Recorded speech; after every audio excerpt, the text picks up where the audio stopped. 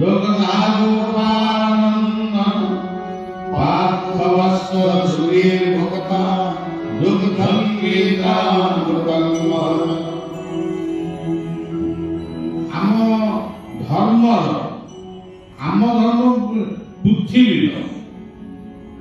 ପୃଥିବୀର ପ୍ରଥମ ଧର୍ମଶାସ୍ତ୍ର ଯଦି ଆଜି ଐତିହାସିକ ମାନେ ବା ଆମ ସାଧୁ ସନ୍ଥ ପଣ୍ଡିତ ମାନେ ଯଦି ତାକୁ ଦେଖନ୍ତି ଖୋଜନ୍ତି ଯେ ପୃଥିବୀର ପ୍ରଥମ ଧର୍ମଶାସ୍ତ୍ର କିଏ, ପ୍ରଥମ ଧର୍ମଶାସ୍ତ୍ର ହେଉଛି ବେଦ। ବେଦକୁ ଆଜି ବି ବେଦ ପଢା ହଉଛି, କିନ୍ତୁ ଅନେକ ବୁଝିପାରୁନାହାନ୍ତି। ଯେମିତି ଶିକ୍ଷକ ମାନେ ଗୋଟିଏ କଷ୍ଟ ପାଠକୁ ଅତି ସରଳ କରି ବୁଝେଇବା ପାଇଁ ଚେଷ୍ଟା କରନ୍ତି, ଠିକ ସେଇଭଳି ବେଦକୁ ବୁଝେଇବାକୁ ଯାଇ ବା ବେଦ ଅନ୍ତର୍ଗତ ଯୋଉ ଆତ୍ମଜ୍ଞାନର କଥା ରହିଛି ତାକୁ ବୁଝିବାକୁ ଯାଇ 108ରୁ ଆହୁରି ଅନେକ ବେଦାନ୍ତ ବା ଉପନିଷଦ ସୃଷ୍ଟି ହେଲା। ଏପରିକି ଆଦି ଶଙ୍କରାଚାର୍ଯ୍ୟ ଯେତେବେଳେ ପୃଥିବୀକୁ ଆସିଲେ ବା ଭାରତବର୍ଷକୁ ଆସିଲେ, ଜନ୍ମ ନେଲେ, ସେ ଜନ୍ମ ହୁଏ ସେ ଅବତାର ପୁରୁଷ ଆସିଲେ। ସେ ଦେଖିଲେ ଯେ ମାନେ ଉପନିଷଦମୟ ହେଇଯାଇଛି ଆମ ସନାତନ ଧର୍ମ। ସେ ସବୁ ଖୋଜିଲେ, ଖୋଜି ଖାଜିକି ଦେଖିଲେ 108ଟି ଉପନିଷଦ ଜୀବନ୍ତ ଅଛି। ତେବେ 108ଟି ଉପନିଷଦକୁ ଜଣେ ପଢିବ ବା ତାକୁ ମନେ ରଖିବ ବା କାର୍ଯ୍ୟରେ ପରିଣତ କରିବ, ସେ କଥାକୁ ସେ ମଧ୍ୟ ନିଜକୁ ବୁଝିପାରେ। ସେ କିନ୍ତୁ ବୁଝିପାରିଲେ, କିନ୍ତୁ ଆମମାନଙ୍କୁ ଆମ ପାଇଁ ଏଇଟା କେତେ ଦୂର ଆବଶ୍ୟକ ହବ ଆମେ ପଢିପାରିବା, କିନ୍ତୁ ମନେ ରଖିପାରିବା। ଇଏ 108ଟି ଉପନିଷଦ ମଧ୍ୟରୁ ସେ 9ଟି ଉପନିଷଦକୁ ଅନୁମୋଦିତ କରିଦେଇଗଲେ। ଏତେ ଉପନିଷଦ ନ ପଢିଲେ ଏଇ 8ଟା ପଢିଦେଲେ। ତନ୍ମଧ୍ୟରୁ ଈଶାବାସ୍ୟ ଉପନିଷଦ ହେଉଛି ପ୍ରଥମ ଉପନିଷଦ। ଈଶାବାସ୍ୟ ଉପନିଷଦର ତ ଶ୍ଲୋକ ବହୁତ କମ, ମୋଟାମୋଟି ତାକୁ ଆଖ୍ୟା କରାଯାଏ ଈଶ୍ୱରଙ୍କ ଦ୍ୱାରା ନିର୍ମିତ ନିବାସର ଆମେ ସମସ୍ତେ ଯାତ୍ରୀ ଅତିଥି। ଆମେ ପ୍ରଭୁଙ୍କର ଅତିଥି, ସିଏ ଅତିଥି ନୁହନ୍ତି, ପ୍ରଭୁ ଅତିଥି ନୁହନ୍ତି, ପ୍ରଭୁଙ୍କର ଅତିଥି ଆମେ। ଆମେ ଭାବୁଛୁ ଆମେ ଅତିଥି, ସିଏ ପ୍ରଭୁ ଅତିଥି, ଆମେ କର୍ତ୍ତା।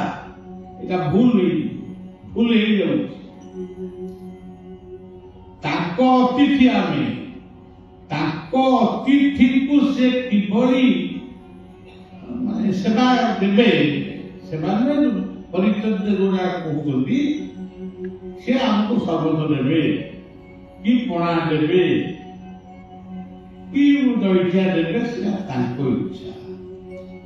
ସେଇ ନ୍ୟାୟରେ ଆଜି ସମଗ୍ର ପୃଥିବୀର ମାନବ ଜାତି ଆଜି ବଞ୍ଚିଛି।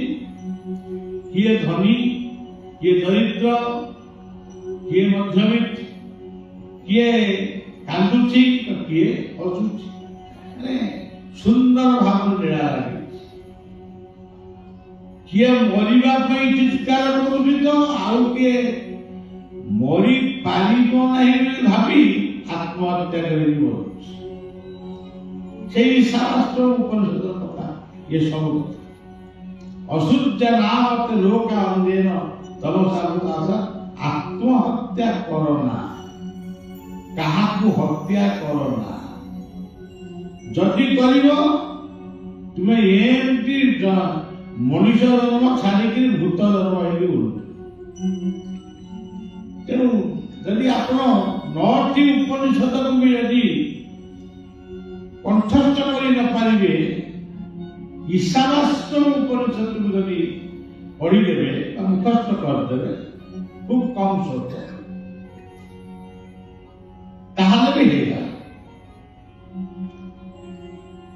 ଆମର ଜଣେ ସଂସ୍କୃତର ପ୍ରିନ୍ସିପାଲ ଗୋଟେ ଥିଲେ, କି ପ୍ରଫେସର ଥିଲେ, ମନେ ପଡୁନି, କେତକୀ ମ୍ୟାଡାମ, ଆମେ ତାକୁ କେତକୀ ମ୍ୟାଡାମ କରୁ। ସେ କେତକୀ ମା ଜଣେ ସଂସ୍କୃତର ବଡ଼ ପଣ୍ଡିତ। ସେ ଥରେ ମତେ କହିଥିଲେ, ବୁଦ୍ଧଙ୍କ ଆଶ୍ରମ, ଗାରୋଇ ବୁଦ୍ଧଙ୍କ ଆଶ୍ରମରେ ଗୋଟେ ସଭାରେ ସେ ମତେ କହିଥିଲେ ଯେ ବାବା, ଆପଣ ଆପଣଙ୍କ ଲୋକମାନଙ୍କୁ ଖାଲି ଏତିକି କୁହନ୍ତୁ, ସେ ଈଶାବାସ୍ୟ ଉପନିଷଦକୁ ମୁଖସ୍ଥ କରୁଛନ୍ତି। ସେ ତ ଚାଲିଗଲେଣି। ଆମେ ବି ଅନେକ ସମୟରେ ସେ ଈଶାବାସ୍ୟ ଉପନିଷଦର ଆଲୋଚନା ବି ବେଳେବେଳେ କରୁଛୁ, କିନ୍ତୁ ଭଗବାନ କୃଷ୍ଣ ସେ ଅର୍ଜୁନକୁ କାହିଁକି ଗୀତା କହିଲେ? ଅର୍ଜୁନ ଆଗ, ତା ପୂର୍ବରୁ ଆମେ ନିଜକୁ ପଚାରିବା, ଅର୍ଜୁନ ତମେ କାହିଁକି ଆଗେ ମହାଭାରତ ଯୁଦ୍ଧକୁ ଆସିଲ?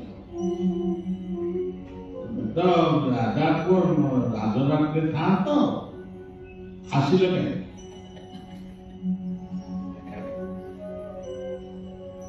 ତାଙ୍କ ଜୀବନୀକୁ ଯଦି ଆମେ ବସି ପଢିବା, ତା ଭିତରେ ବି ଅନେକ ଭୁଲ ଅନେକ ଠିକ ବାହାରିବ। କା ମତରେ ଭୁଲ ବାହାରିବ, କା ମତରେ ଠିକ ବାହାରିବ। ତେବେ ଭୁଲ ହଉ ଠିକ ହଉ, ସିଏ ହଉଛନ୍ତି ନରନାରାୟଣ ଋଷିଙ୍କର ପ୍ରତୀକ। ସେ କାହିଁକି ଯୁଦ୍ଧ କ୍ଷେତ୍ରକୁ ଆସିଲେ? ଯଦି ଆସିଲ, ତମେ କଣ ଜାଣିନଥିଲ ଯୁଦ୍ଧ କ୍ଷେତ୍ରରେ କଣ ହୁଏ? ଯୁଦ୍ଧ କ୍ଷେତ୍ରରେ କଦଳୀ ଭୋଟା ନା ଯୁଦ୍ଧ କ୍ଷେତ୍ରରେ ରସଗୋଲା ଭୋଟା? ଯୁଦ୍ଧ କ୍ଷେତ୍ରରେ ଯୁଦ୍ଧ କରାଯାଏ। ଯୁଦ୍ଧ କିଏ କରନ୍ତି? ବର୍ତ୍ତମାନ ଆମ ଦେଶରେ ଯୁଦ୍ଧ ନ ଲାଗୁ, ପ୍ରଭୁ ଲାଗୁଛି। କୋଉ ଯୁଦ୍ଧ ଲାଗିଛି? ସାଧାରଣ ଲୋକରେ ଯୁଦ୍ଧ କରୁଛନ୍ତି? ଯୁଦ୍ଧ କରୁଛନ୍ତି କ୍ଷତ୍ରିୟ ମାନେ ବା ସୈନିକ ମାନେ। ଆପଣମାନେ ଏଇଟାକୁ ବି ଭାବନ୍ତୁ, ସମଗ୍ର ପୃଥିବୀ ସନାତନୀ ହିନ୍ଦୁର ଗୋଟିଏ ଦର୍ଶନ ଭିତରେ ଅଛି। ସମଗ୍ର ପୃଥିବୀରେ ବ୍ରାହ୍ମଣ ଅଛନ୍ତି, ସମଗ୍ର ପୃଥିବୀରେ କ୍ଷତ୍ରିୟ ଅଛନ୍ତି, ବୈଶ୍ୟ ଅଛନ୍ତି। ବେଳେବେଳେ ଅନେକ ସମାଲୋଚକ ମାନେ ବିଭିନ୍ନ ପ୍ରକାର କଥା କହନ୍ତି, ଇଏ ବ୍ରାହ୍ମଣ, କ୍ଷତ୍ରିୟ, ବୈଶ୍ୟ, ଇଏ ହିନ୍ଦୁ ମାନଙ୍କ। ନା ନା, ସେସବୁ ନୁହେଁ। ସମଗ୍ର ପୃଥିବୀ ବୁଝିବାକୁ ଚେଷ୍ଟା କଲେ ହବ ନା, ଆଉ କହିଲେ ହବ? ଗୀତାର ଚାତୁର୍ବର୍ଣ୍ଣମୟ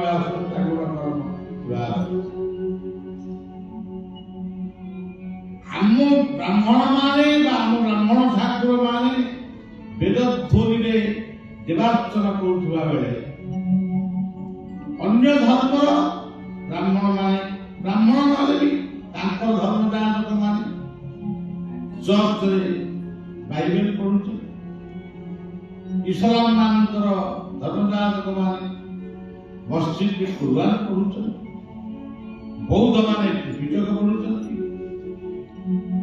ତେଣୁ ଇଏ ବ୍ରହ୍ମକୁ ଆଧାର କରି, ବ୍ରହ୍ମ କହିଲେ ବ୍ୟାପକ, ଇଏ ଈଶାବାସ୍ୟ। ସେ ବ୍ୟାପକ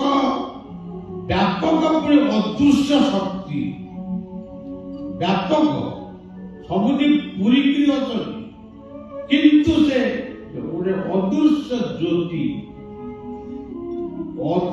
ଜ୍ୟୋତି କିନ୍ତୁ ଦେଖାଯାଏ ବଡ ବ୍ୟତିକ୍ତ ଯଦି ଦେଖାଯାଉଥାନ୍ତା ଦେଖା ହଉନାହିଁ ଭଲ ଦେଖା ଯଦି ହଉଥାନ୍ତା ବର୍ତ୍ତମାନ ତାଙ୍କ ବିରୁଦ୍ଧରେ ବି ହତ୍ୟା ଫତ୍ୟା ସବୁ ଆମର ଦାବି ପୂର୍ଣ୍ଣ ହଉ ବୋଲି ବି ସ୍ଲୋଗାନ ଉଠୁନାହିଁ। ତେଣୁ ସେ ଅଦୃଶ୍ୟ ସର୍ବଶକ୍ତିମାନ ଆମର ପୂର୍ବତନ ରାଷ୍ଟ୍ରପତି ଅବଦୁଲ କଲାମ ଗୋଟେ ଶବ୍ଦ କହିଥିଲେ ସେ ଶବ୍ଦଟା ଆଜି ବି ମୋ ଭିତରେ ପ୍ରତିଫଳନ ହୁଏ। ସେ ଜଣେ ମୁସଲମାନ ଧର୍ମର ଲୋକ ହେଲେ ବି ଗୀତା ଇତ୍ୟାଦି ପଢୁଥିଲେ ସେ ଯାହା ହଉ ସେ ଗୋଟେ କଥା କହିଥିଲେ ସିଏ ହଉଛନ୍ତି ସେ ଆଲ୍ଲାହ ନା ପରମାତ୍ମା ଏ ସବୁ ନାଁ ନେଇନଥିଲେ ସେ କହିଥିଲେ ସିଏ ହଉଛନ୍ତି ସର୍ବଶକ୍ତିମାନ ଗୋଟେ ସମସ୍ତଙ୍କ ଅଲକ୍ଷ୍ୟରେ ଏ ସଂସାର କିଏ ଚଳୁଛି ସେଇ ସର୍ବଶକ୍ତିମାନ। ତେବେ ବ୍ରାହ୍ମଣ କ୍ଷତ୍ରିୟ ଏମିତି କୌଣସି ଧର୍ମ ନାହିଁ ଯେଉଁ ଧର୍ମରେ ତାଙ୍କ ଇଷ୍ଟଙ୍କର ପୂଜା ହୁଏ କି ଇଷ୍ଟଙ୍କର ପ୍ରାର୍ଥନା ହୁଏ। ଆମ ଧର୍ମରେ ଯେଉଁମାନେ ଇଷ୍ଟ ପୂଜା କରନ୍ତି ଆମେ ତାଙ୍କୁ ବ୍ରାହ୍ମଣ କରିବୁ କିନ୍ତୁ କ୍ଷତ୍ରିୟ ଯେଉଁମାନେ ଯୁଦ୍ଧ କରନ୍ତି ଶତ୍ରୁଙ୍କ ସହିତ ଯେଉଁମାନେ ମୁକାବିଲା କରନ୍ତି ସେ କ୍ଷତ୍ରିୟ। ବୈଶ୍ୟ ଯେଉଁମାନେ ବାଣିଜ୍ୟ କରନ୍ତି ଆଜି ସମଗ୍ର ପୃଥିବୀର ଅର୍ଥନୀତି ଯଦି ଆପଣ ଦେଖିବେ ଯୁଦ୍ଧ ଲାଗିଛି କୋଉଠି କି ଆଜି ଆମର ଦରଦାମ ମୂଲ୍ୟ ବଢିଯାଉଛି। ତାମାନେ ଏମିତି ଗୋଟେ ଶ୍ଲୋକ ବି ସେଇ ଉପନିଷଦରେ ସେ କହିଛନ୍ତି ଅୟୋବେତି ନିଜ ପରମ ଗଣନାଙ୍କ ଲଘୁତେ ତଥା ଉଦାର ସହିତ ନାହାନ୍ତୁ ବସୁ ବେହି ସେ ପ୍ରମାଣ ହେଇଛି। ଆମେରିକା ରଷିଆ ଭିତରେ ଟକରାଟ କରି ଚାଲିଛି ତା ଭିତରେ ବାଣିଜ୍ୟ ବି ଚାଲିଛି। ଭାରତ ପାକିସ୍ତାନ ଭିତରେ ଗଣ୍ଡଗୋଳ ଚାଲିଛି ତା ଭିତରେ ବାଣିଜ୍ୟ ବି ଚାଲିଛି। ପାକିସ୍ତାନ ଆମକୁ କଣ ଦବ ଆମେ ତାକୁ କଣ ଏଇ ଯୋଉ ବସୁଧୈବ କୁଟୁମ୍ବକମ୍ ଏଇ ଜ୍ଞାନଟିକୁ ଯଦି ଆପଣ ମାନେ ଆମ ଶିକ୍ଷାବିତ ମାନେ ଯଦି ବସିକିରି ଟିକେ ଭାବିବେ କାହିଁକି ଗୋଟେ ଧର୍ମଶାସ୍ତ୍ରରେ ଦେଖା କେହି ତ କାହାକୁ ମାନୁନାହାନ୍ତି ଯୁଦ୍ଧ କରୁଛୁ ବସୁଧୈବ କୁଟୁମ୍ବକମ୍ ଇଏ ହଉଛି କ୍ଷତ୍ରିୟର ବୈଶ୍ୟ। ଶୂଦ୍ର କୋଉମାନେ ଯେଉଁମାନେ ପିତାମାତାଙ୍କ ସେବା କରନ୍ତି ଗୁରୁଙ୍କର ସେବା କରନ୍ତି ଧର୍ମର ସେବା କରନ୍ତି ରାଷ୍ଟ୍ରର ସେବା କରନ୍ତି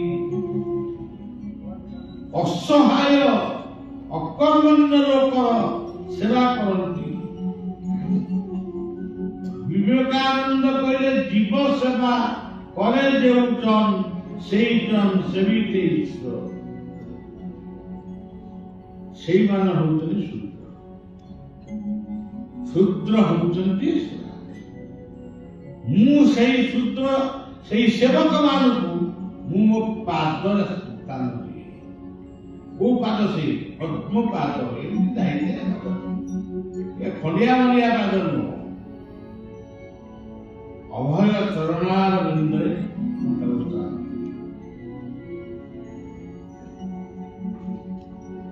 এইভাবে ভাবে এই গোটাই কথা বুঝে আরো অনেক সময় আমার সময় নেই আমি পুরো ফেরিবা সেই কথাকে ঈশারাস্যম সমগ্র ঈশ্বরଙ୍କ নিবাসରେ ଆମମାନଙ୍କର ଘର ଆମକୁ ପଚରା ହଉଛି ତମ ଘର କୋଉଠି ଆମ କଟକ କିଏ କୋଉଠି ଭୁବନେଶ୍ୱର କିଏ କୋଉଠି ଏଇଠି କହୁଛି ଗୀତା କହୁଛନ୍ତି ମୁଁ ସିନା କୋଉଠି ନଥିଲେ ସିନା ତମ ଘର ଜାଗା କିଣିବ, ମୁଁ ଯଦି ସବୁ ଜାଗା କିଣି ଦେଇଛି କିଣି ଦେଇଛି ତମେ କୋଉଠି ଘର କରିବ? ଈଶ୍ୱର ସର୍ବଭୂତା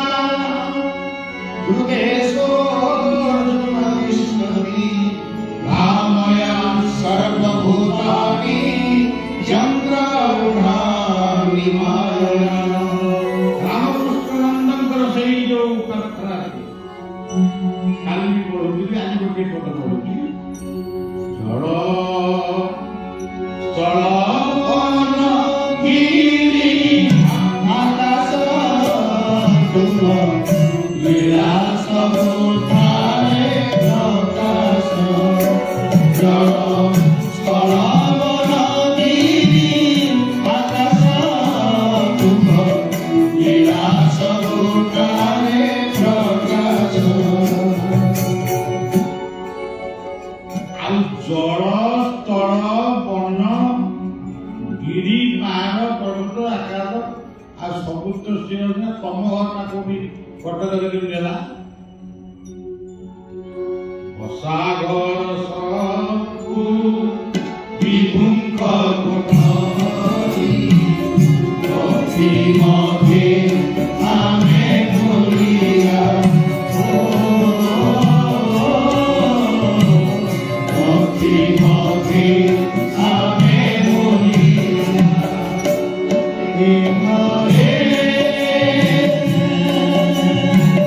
हे घरे मानव भूलिया भूलिया भूलिया।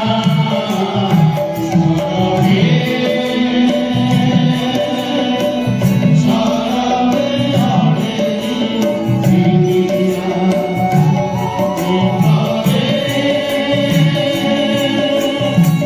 हे घरे मानव भूलिया भूलिया भूलिया।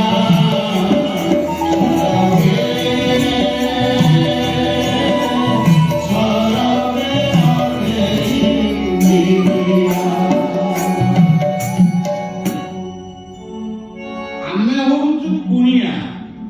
ଆଜି ଅଛୁ ରବୀନ୍ଦ୍ର ମଣ୍ଡପରେ, ଆମେ 5 ଦିନର କୁଣିଆ। ଇଏ ମର୍ତ୍ତ୍ୟ ପୃଷ୍ଠରେ ଆମେ 60 ବର୍ଷ କି 70 ବର୍ଷ କି 80 ବର୍ଷ କି 90 ବର୍ଷର କୁଣିଆ। ଆମେ ହଉଛୁ ଭଗବାନଙ୍କର ଅତିଥି। ସିଏ ଆମକୁ କଣ ଦେବେ, ଆମେ ତାକୁ କଣ ଦେବୁ? ଜଣେ ଅତିଥି ଯାଇ ପହଞ୍ଚିଲେ ସିଏ କଣ ଗୋଟେ ନେଇକି ଯିବେ, ଇଏ କଣ ଦେବେ କଣ ଦେବେ, ଏଇ ହଉଛି କଥା। କିନ୍ତୁ ଆଉ ଗୋଟେ ପଦ କହୁଛି, आकाश आमरी सफर भरत आमरी दुआर। आकाश आमरी सफर भरत आमरी दुआर। बसा घर सब विभुଙ୍କ कोठरी। बसा घर सब विभुଙ୍କ कोठरी। पथि मध्य आमे भूलिया। सरवे हरे भूलिया। सरवे हरे भूलिया।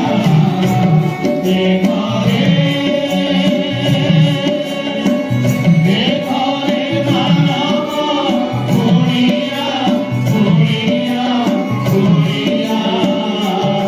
सरवे हरे भूलिया। सरवे हरे भूलिया। ଏ କଥାକୁ ଆଉ ଆମେ ବିଷୟ ବ୍ୟାଖ୍ୟା କରିବା। ଏ କଥା ହଉଛି ରବୀନ୍ଦ୍ର ମଣ୍ଡପରେ 5 ଦିନ ଗୀତା କଥା। କିଏ କହିବ? ବଳିଆ ବୋଲି ଗୋଟେ ଲୋକ ଅଛି ସେଇ ଅଟୋ ପଛରେ କାନ୍ଥରେ ବାଡ଼ିରେ ସବୁ ଲେଖା ଲେଖାରେ ବଳିଆ ବଳିଆ ଆସି ପହଞ୍ଚିଗଲା। ଆମର କର୍ମକର୍ତ୍ତା ମାନେ ଫୁଲ ଫୁଲ ମାଳ ଦେଇ ଆସନ୍ତୁ ବସିଲେ ପିତା କହିଲେ। ଆମେ ଆଜି ସିଂହାସନରେ ବସିଲୁ, ମାଇକ୍ ଆମ ମୁହଁରେ ରହିଲା ଲାଗିଲା। ଆମେ କହିଲୁ ଭାଇମାନେ ମୋ ନାଁ ହେଲା ମିଛରେ କହିଛନ୍ତି ମୁଁ ଗୀତା କହିବୁନି, ମତେ ଗୀତା କଣ ଆସେ, ଆପଣମାନେ କଣ ଭାବିବେ? କୋଇ ଲୋକଟାକୁ ଗୀତା ଆସେ ତାକୁ ଆଣିକି ଜବରଦସ୍ତି ଏଠି ବସେଇଛି। ଠିକ ସେଇଭଳି ଭାବରେ ଯେମିତି ପିଲାଙ୍କୁ ଆପଣ ପାଠ ପଢିବାକୁ ନଉଛନ୍ତି, ଅନେକ ପ୍ରକାରର ମନ ଭୁଲାଣିଆ କଣ୍ଢେଇ ଚକୋଲେଟ ବିସ୍କୁଟ ସବୁ ଦେଇ ତାକୁ ବେଲୁନ ନେଇକିରି ବସଉଛନ୍ତି ଏଥିରେ ସ୍କୁଲରେ। ପିଲା କିନ୍ତୁ କହୁଛି ମନେ ରହୁନି ମୁଁ ପାଠ ପଢିବି। ଗୋଟେ ପିଲା ଆମର ଯାଇଥିଲା ମାଟ୍ରିକ ପାସ୍ କରିବା, ମାଟ୍ରିକ ପରୀକ୍ଷା ଦେବା ପାଇଁ। ମୁଁ ଆଶ୍ରମରେ ବସିଛି, ମତେ ଆଜି କହିଲା ବାବା ଗୋଟେ ଗାନ୍ଧୀଙ୍କର ମାର୍ଜନା କରିବି। କରୁନା ଇଚ୍ଛା ହବ ଗାନ୍ଧୀଙ୍କ ମାର୍ଜନା ସରିଲା। ମୁଁ କହିଲି କଣ ବାବୁ ଶୁଣିଲୁ ଗାନ୍ଧୀଙ୍କ ମାର୍ଜନା କାହିଁ କରୁଛୁ? କଣ ତୋ ଦେହ ମୁଣ୍ଡ ଖରାପ ଅଛି ନା? ମୋ ପରୀକ୍ଷା କାଲି ତ। ଓହୋ କାଲି ତୋର ପରୀକ୍ଷା, ତୁ ଆଜି ଗାନ୍ଧୀ ମାର୍ଜନା କରୁଛୁ ନାଇଁ? ପାଠ ପଢିଛୁ କି ନାହିଁ? କିଛି ମନେ ରହୁନି ଆଉ ପଢିବୁ ଖାଲି ବାପାଙ୍କ ବୟାନ ପଢୁଛି। ଚିତ୍ତରୁ ଗୋଟେ ଖବର ମୋ ପାଖକୁ ଆସି ପହଞ୍ଚିଲା, ବାବା ବଳିଆଙ୍କର ଗୋଟେ ପିଲା ଆଜି ପରୀକ୍ଷା ଦଉଛି। ସେ ଖାତା ଯାକ ଖାଲି ଲେଖିଛି ବର୍ତ୍ତମାନ ବାବା ବଳିଆ ଉଠି ଚା ପିଉଥିବେ, ତାପରେ ଲେଖିଛି ବାବା ବଳିଆ ବର୍ତ୍ତମାନ ଶୋଇଥିବେ, ବାବା ବଳିଆ ଉଠିଲେନି, ବର୍ତ୍ତମାନ ଆରତି ହଉଥିବ। ଇଏ ପିଲାଟି କିଏ ତାକୁ ବାବା ବଳିଆ ଡାକିକି ମୁଁ ତାକୁ ରଖେଇ ପଠେଇଲି ଚୁପିରି ଘରକୁ ଯା। ତତେ ନିର୍ଲଜ ନାଦ ମାରୁନି, ତୁ ଏଇଆ ଲେଖିଛୁ ପରୀକ୍ଷା ଖାତା, ଇଆକୁ ସବୁ ଲେଖନ୍ତି, ଇଆକୁ ଲେଖିଲେ ପାସ୍ ହେଇଯିବ। ତେଣୁ ସଜ୍ଜନ ଅର୍ଜୁନ ଆସିଲେ ଯୁଦ୍ଧ କରିବା ପାଇଁ ଆସିଛନ୍ତି। ସେଦିନର ଭାରତ ବର୍ଷକୁ, ସେଦିନର ଆର୍ଯ୍ୟାବର୍ତ ଭାରତ ବର୍ଷରେ ଯୋଉ ଗ୍ଲାନି ଘଟିଛି ତାକୁ ଦୂରୀଭୂତ କରିବା ପାଇଁ ସେ ଆଇଛନ୍ତି ଯୁଦ୍ଧ କରିବା ପାଇଁ। ଯେଉଁ ରଥ ଉପରେ ସେ ଯୁଦ୍ଧ କରିବେ, ସେ ରଥର ନାମ ହଉଛି ନନ୍ଦୀ ଘୋଷ। କିନ୍ତୁ ଗୀତା କହୁଛନ୍ତି ମହତି ସନ୍ଧାନ ସ୍ଥିର। ଆଉ ଆମେ ତାକୁ ନନ୍ଦୀ ଘୋଷ ବୋଲି କହୁଛୁ। ଆମ କାଳିଆ ଠାକୁରର ରଥକୁ ମନେ ପକେଇ ଆମେ ନନ୍ଦୀ ଘୋଷ କହୁଛୁ। ନନ୍ଦୀ ଶବ୍ଦର ଅର୍ଥ ହଉଛି ଆନନ୍ଦ, ଘୋଷ ଶବ୍ଦର ଅର୍ଥ ହଉଛି ବିଜୟ। ଆନନ୍ଦ ବିଜୟ ପାଇଁ ତମେ ଯୁଦ୍ଧ କ୍ଷେତ୍ରକୁ ଆସିଥିଲ, ଧନୁକୁ ଯଦି ଆସିଲ ତମେ ତ ଜାଣିଛ କେଉଁମାନଙ୍କ ସହିତ ତମେ ଯୁଦ୍ଧ କରିବ, ତମକୁ ଜଣା ନଥିଲା ଆଗରୁ। ମହାଭାରତର କେତେ କଥା ଆପଣମାନେ ମନେ ପକେଇଲେ ମନେ ରହିବ। ତେବେ କେତେ ଦୁଃଖ କଷ୍ଟ ସହି ବର୍ତ୍ତମାନ ଆସିଛ ଯୁଦ୍ଧ କରିବା ପାଇଁ। ତମ ରାଇଟଟାକୁ ସାବ୍ୟସ୍ତ କରିବ। ଆର୍ଯ୍ୟାବର୍ତ ଭାରତ ବର୍ଷରୁ ଅନ୍ୟାୟ ଅରାଜକତାକୁ ଦୂରୀଭୂତ କରିବା ପାଇଁ। ତମେ କଣ ଏଠି ତମେ ଆସୁ ଆସୁ ତମର କାହିଁକି ମନେ ପଡ଼ିଲା ପୁଣି ଭଗବାନ କୃଷ୍ଣ ଏମିତି ଏକ ମହତ୍ତ ପୁରୁଷ, ଖାଲି କଣ ମନକୁ କୁହାଯାଇଛି ଅବତାର ପୁରୁଷ, ସିଏ ପୁଣି ହେଇଗଲି ରଥର ଡ୍ରାଇଭର, ଚାଳକ। ସିଏ ରଥର ଚାଳକ, ଇଏ ହଉଛନ୍ତି ଓନର ମାଲିକ ନିସ୍ୱାର୍ଥପର। କଣ ପାଇଁ ଭଗବାନ କୃଷ୍ଣ ଯୁଦ୍ଧ କ୍ଷେତ୍ରକୁ ଆସିଥିଲେ ରଥର ନାଉକୁ ହେଇଥିଲେ କଣ ପାଇଁ? କଣ ଖଣ୍ଡେ ଅଧେ କି ଗୋଟାଏ ସହର ତାକୁ ନେବେ ରାଜା ହେବେ? ଭାଗବତ ଗୋଟେ ପଦ ମନେ ପଡୁଛି, ସେଇମାନେ ହଉଛନ୍ତି ପ୍ରକୃତରେ ଯୋଗୀ। କୃଷ୍ଣଙ୍କର ଅନ୍ୟ ନାମ ଯୋଗେଶ୍ୱର। ଗୀତାର ଶେଷ ଶ୍ଲୋକରେ ଯୋଗେଶ୍ୱର ବୋଲି ବ୍ୟାସ ତାଙ୍କୁ ଉପାଧି ଦେଇଛନ୍ତି, ଯତ୍ର ଯୋଗେଶ୍ୱର। ତେଣୁ ଯୋଗେଶ୍ୱର ତାଙ୍କୁ କାମ ମାନେ କେମିତି ନା ଦିଆଗଲା? ନିଷ୍କାମ ନିଷ୍କାମ ନିଷ୍କାମ ଜନେ ଯାହୁ ଘରେ ଆତ୍ମକୁ ଆପନେ ଉଦ୍ଧରେ। ନିଷ୍କାମ ଜନେ ଯାହୁ ଘରେ ଆତ୍ମକୁ ଆପନେ ଉଦ୍ଧରେ। ଭଗବାନ ବୁଦ୍ଧ କହିଲେ କାମନାର ବିନାଶର ଦୁଃଖର ବିନାଶ। ତେଣୁ ଭଗବାନ କୃଷ୍ଣଙ୍କୁ ତାଙ୍କ କାହାକୁ ସମାନ କରୁନି। ମୋ କୃଷ୍ଣ ମୋ ପାଖେ ଯୋଉଠି ରହିବା କଥା ରହିବେ। କିନ୍ତୁ ମୁଁ କହିବାକୁ ଚାହୁଁଛି ନିଃସ୍ୱାର୍ଥପର ଭାବରେ କର୍ମ କର।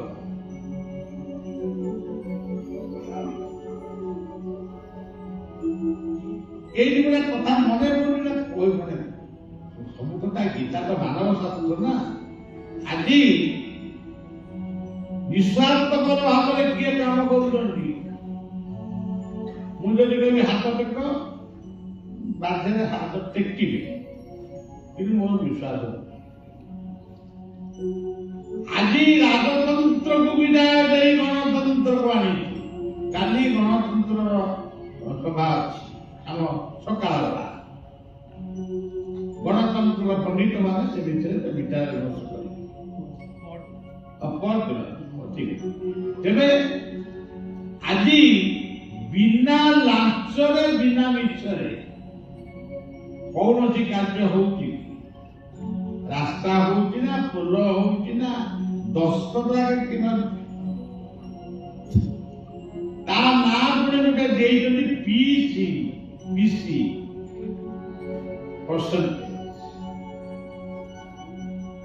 ତେଣୁ ଗଣତନ୍ତ୍ର ଆଜି ବିପନ୍ନ ହେଇଛି କେବଳ ଏ ଲାଞ୍ଚ ମିଛ। ତାକୁ ଯୋଉଦିନ ଆମେ ଉଠେଇବା ସେଦିନ ଆମ ଭାରତ ସୁନାର ଭାରତ ବୋଲି ସମସ୍ତେ ଜାଣିଛନ୍ତି। ଆଚ୍ଛା ସଜ୍ଜନ, ଇଏ ରଥ ଉପରକୁ ଆସିଲେ ଅର୍ଜୁନ, ଦିଦି କୃଷ୍ଣ ଅର୍ଜୁନ ରଥ ଉପରକୁ ଆସିଲେ। ଆସୁ ଆସୁ ସତେ ଯେମିତି ସେ ଗୋଟେ ମାନେ କଣ ଭାବିଲେ, ମୁଁ ଭାବୁଛି ଗର୍ବରେ କହିନଥିବେ, କୋଉ କହିଦେଲେ ନା ସେଟା ମାୟାରେ କହିଦେଲେ। ଗର୍ବରେ ମାୟାରେ କଣ କହିଲେ? ସେ କଥାଟା କଣ? ମୁଁ କେଉଁମାନଙ୍କ ସହିତ ଯୁଦ୍ଧ କରିବି? ମୋ ସହିତ କେଉଁମାନେ ଯୁଦ୍ଧ କରିବେ? ମୁଁ ଟିକେ ତାଙ୍କୁ ଶେଷ ଥର ପାଇଁ ଦେଖିବି। ଯୁଦ୍ଧ ସରିଲା ବେଳକୁ କିଏ ମରିଥିବ, କିଏ ବଞ୍ଚିଯିବ, ଆଉ ଦେଖା ତ ହେଇପାରିବ କି ନାହିଁ। ତେଣୁ ଟିକେ ମତେ ଏ ବାସୁଦେବ ଟିକେ ଅର୍ଥଟାକୁ ଟିକେ ପାଣ୍ଡବ ଆଉ କୌରବଙ୍କର ମଧ୍ୟସ୍ଥଳୀକୁ ନେଇଯାଆନ୍ତି। ନିରାଭିମାନୀ ନିଷ୍କାମୀ ଯୋଗେଶ୍ୱର ଶ୍ରୀକୃଷ୍ଣ ହସିଅଛି। ଯିଏ ସାରା ଜୀବନ କେବଳ ହସିଛି, ଗୋଟେ ହସର ଅବତାର ହଉଛନ୍ତି ଯୋଗେଶ୍ୱର କୃଷ୍ଣ। ଆଉ ସାରା ଜୀବନ ଯିଏ କାନ୍ଦି ସିଏ ହଉଛନ୍ତି ମର୍ଯ୍ୟାଦା ପୁରୁଷୋତ୍ତମ ରାମ।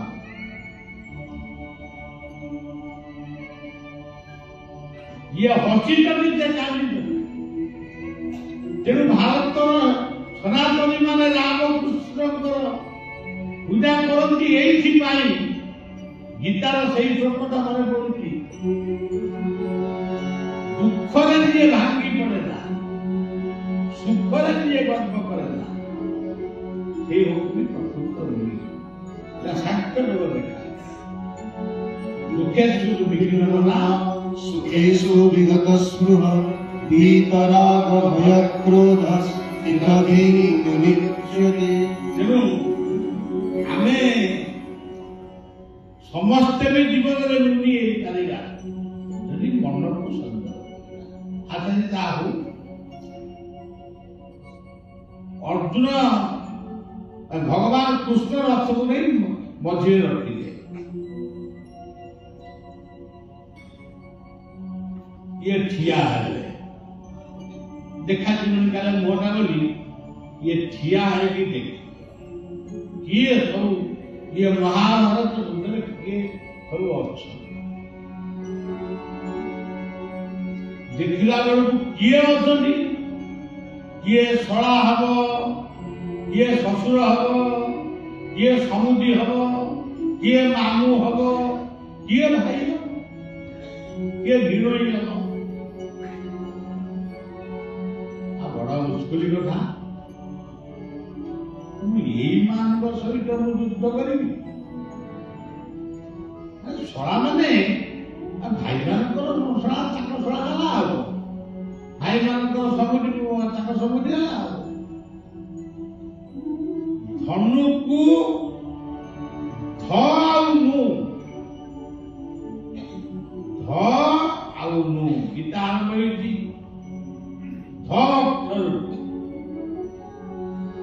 ধর্ম ক্ষেত্রে কুরুক্ষেত্রে সমবেত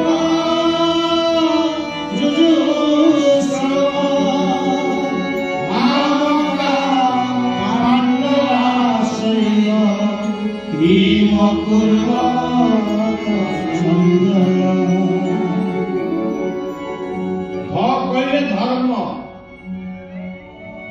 ধর্ম একাশী মহৎ পড়িয়া আউ সর্ব সুখ হরে দিয়া। ধর্ম একাশী মহৎ পড়িয়া আউ সর্ব সুখ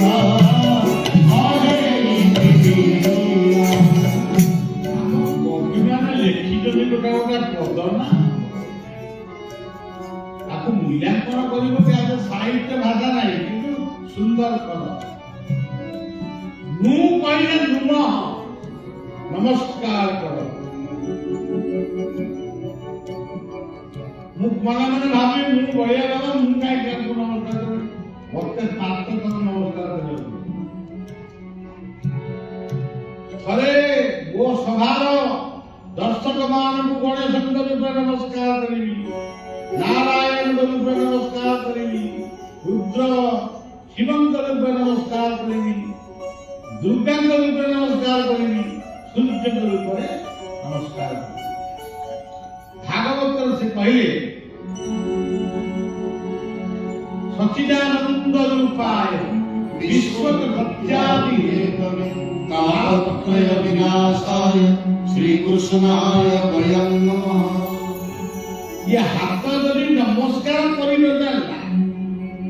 जने कवि लिखिले शास्त्र विचारी किया वेद मत ये मोरिया ताकि से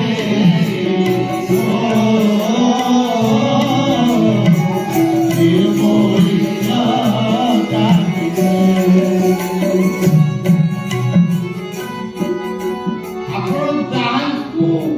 ଯେତେ ଥର ନମସ୍କାର କରିବେ ସିଏ ନମସ୍କାର ନେଇ ପହଞ୍ଚିଯିବ ଗୋଟେ ଜଣଙ୍କ ପାଖରେ। ଆଉ ତମେ ଗୋଟେ ଅଣ୍ଟାରେ ହାତ ଦେଇ ଗୋଟେ ହାତରେ ସିଗାରେଟ ଟାଣୁଥିବ, କି ଗୋଟେ ବିଡ଼ିଟା ସିଗାରେଟ ଟାଣୁଥିବ, କିଏ ଗୋଟେ ଦେଖାଗଲା କିଏ ଗୋଟେ ନମସ୍କାର। ସେଇଥିପାଇଁ କୁହାଗଲା ହସ୍ତ ହୋଇ ଦେବେ ନାରାୟଣ ପାଦେ ନମସ୍କାର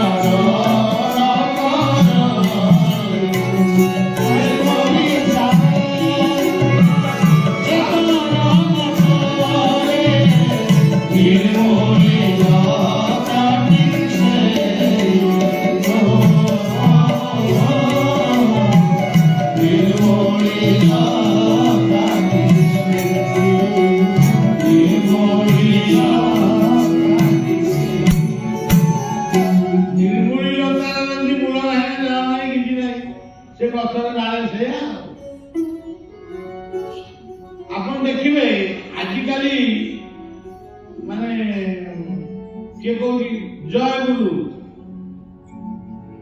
ଆଉ କିଏ କହୁଛି ଜୟ ଜଗନ୍ନାଥ, ଆଉ କିଏ କହୁଛି ହରି ଓମ୍, ଆଉ କିଏ କହୁଛି ରାଧେ ରାଧେ। ଆଚ୍ଛା, ଏତେ କଥା କଣ ଆମ ଶାସ୍ତ୍ରରେ ଲେଖା ହେଇଥିଲା? କୋଉ ଶାସ୍ତ୍ରରେ ଲେଖା ହେଇଥିଲା? କୋଉ ଶାସ୍ତ୍ରରେ ଲେଖା ହେଇଛି ତୁମେ ଏତେ ସର୍ବଦର କଣ କରୁଛ? ଆଜି ହିନ୍ଦୁ ମାନଙ୍କର ଘରେ, ସନାତନ ହିନ୍ଦୁ ମାନଙ୍କ ଘରେ ସ୍ୱସ୍ତିକ ଚିହ୍ନ ନାହିଁ, କିନ୍ତୁ ମହାପୁରୁଷର ନାଁ ଅଛି। ମହାପୁରୁଷଙ୍କୁ ରଖ, ଯିଏ ଯୋଉ ଗୁରୁଙ୍କର ଆଶ୍ରିତ ତାଙ୍କ ଫଟୋ ରଖ, ତାଙ୍କ ନାଁ ବି ଲେଖ, କିନ୍ତୁ ସ୍ୱସ୍ତିକ ଚିହ୍ନ ଦିଅ। ସେମିତି ଆପଣ ଆମ ସନାତନ ହିନ୍ଦୁ ମାନଙ୍କ ପାଇଁ ଶ୍ରେଷ୍ଠ ମାନେ ସାଧନା ତ ସମସ୍ତେ କରିପାରିବେନି,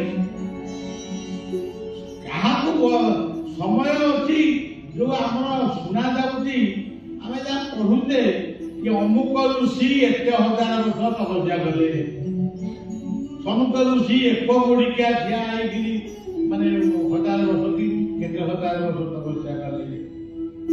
ମୁଁ ବେଳେ ବେଳେ ଭାବେ ସତରେ ନା ଏମିତି ଲେଖା ହେଇଛି ନା, ସେତେବେଳେ ସମୟର ହିସାବ ଅଲଗା ଥିଲା।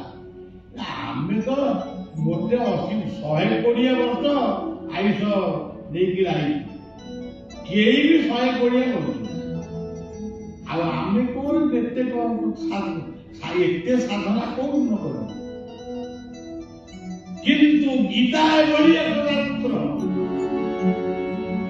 ସେ କହିଲେ ମନ୍ନନା ଭବ ମଦ ଭକ୍ତ ମଦ ଜାଜି ମାଂ ନମସ୍କୁରୁ, ନମସ୍କାର କରି ସକାଳୁ ଉଠିବ ହୃଦୟକୁ ନମସ୍କାର କର, ଧରିତ୍ରୀକୁ ନମସ୍କାର କର, ଗାଧେଇବ ଜଳକୁ ନମସ୍କାର କର। ନମସ୍କାର କରିବେ ସ୍ମରଣ, ଆଉ ପିତାମାତାଙ୍କୁ ନମସ୍କାର କର, ଗୁରୁଙ୍କୁ ନମସ୍କାର କର, ଈଶ୍ୱରଙ୍କୁ ନମସ୍କାର କର। ଯେବେ ଯାଇ ତୁମେ ଭଲ ମଣିଷ ବା ଗୋଟେ ଧନୀ, ତାଙ୍କ ଖାତାରେ ତୁମେ ଧନୀ ବା ବଡ ଲୋକ ହିସାବରେ ଗଣା।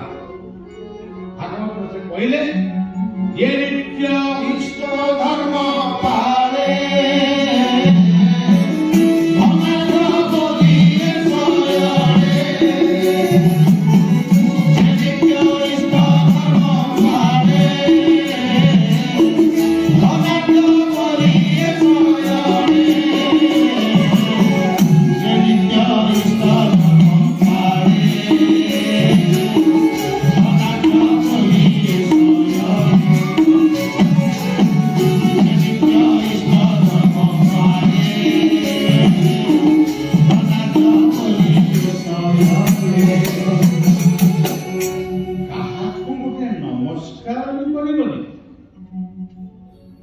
ପୁଣି କଣ କହିବି ସାଧୁ ମହାତ୍ମା ବସିଛନ୍ତି ଆପଣମାନେ ସବୁ ଜାଣିଛୁ ଏମିତି ବି ମତ ଆମ ଭିତରେ ଅଛି ମତାନ୍ତର ବାପ ମାଙ୍କର ପାଦ ଧୂଳି ମୁଣ୍ଡରେ ମାରିବ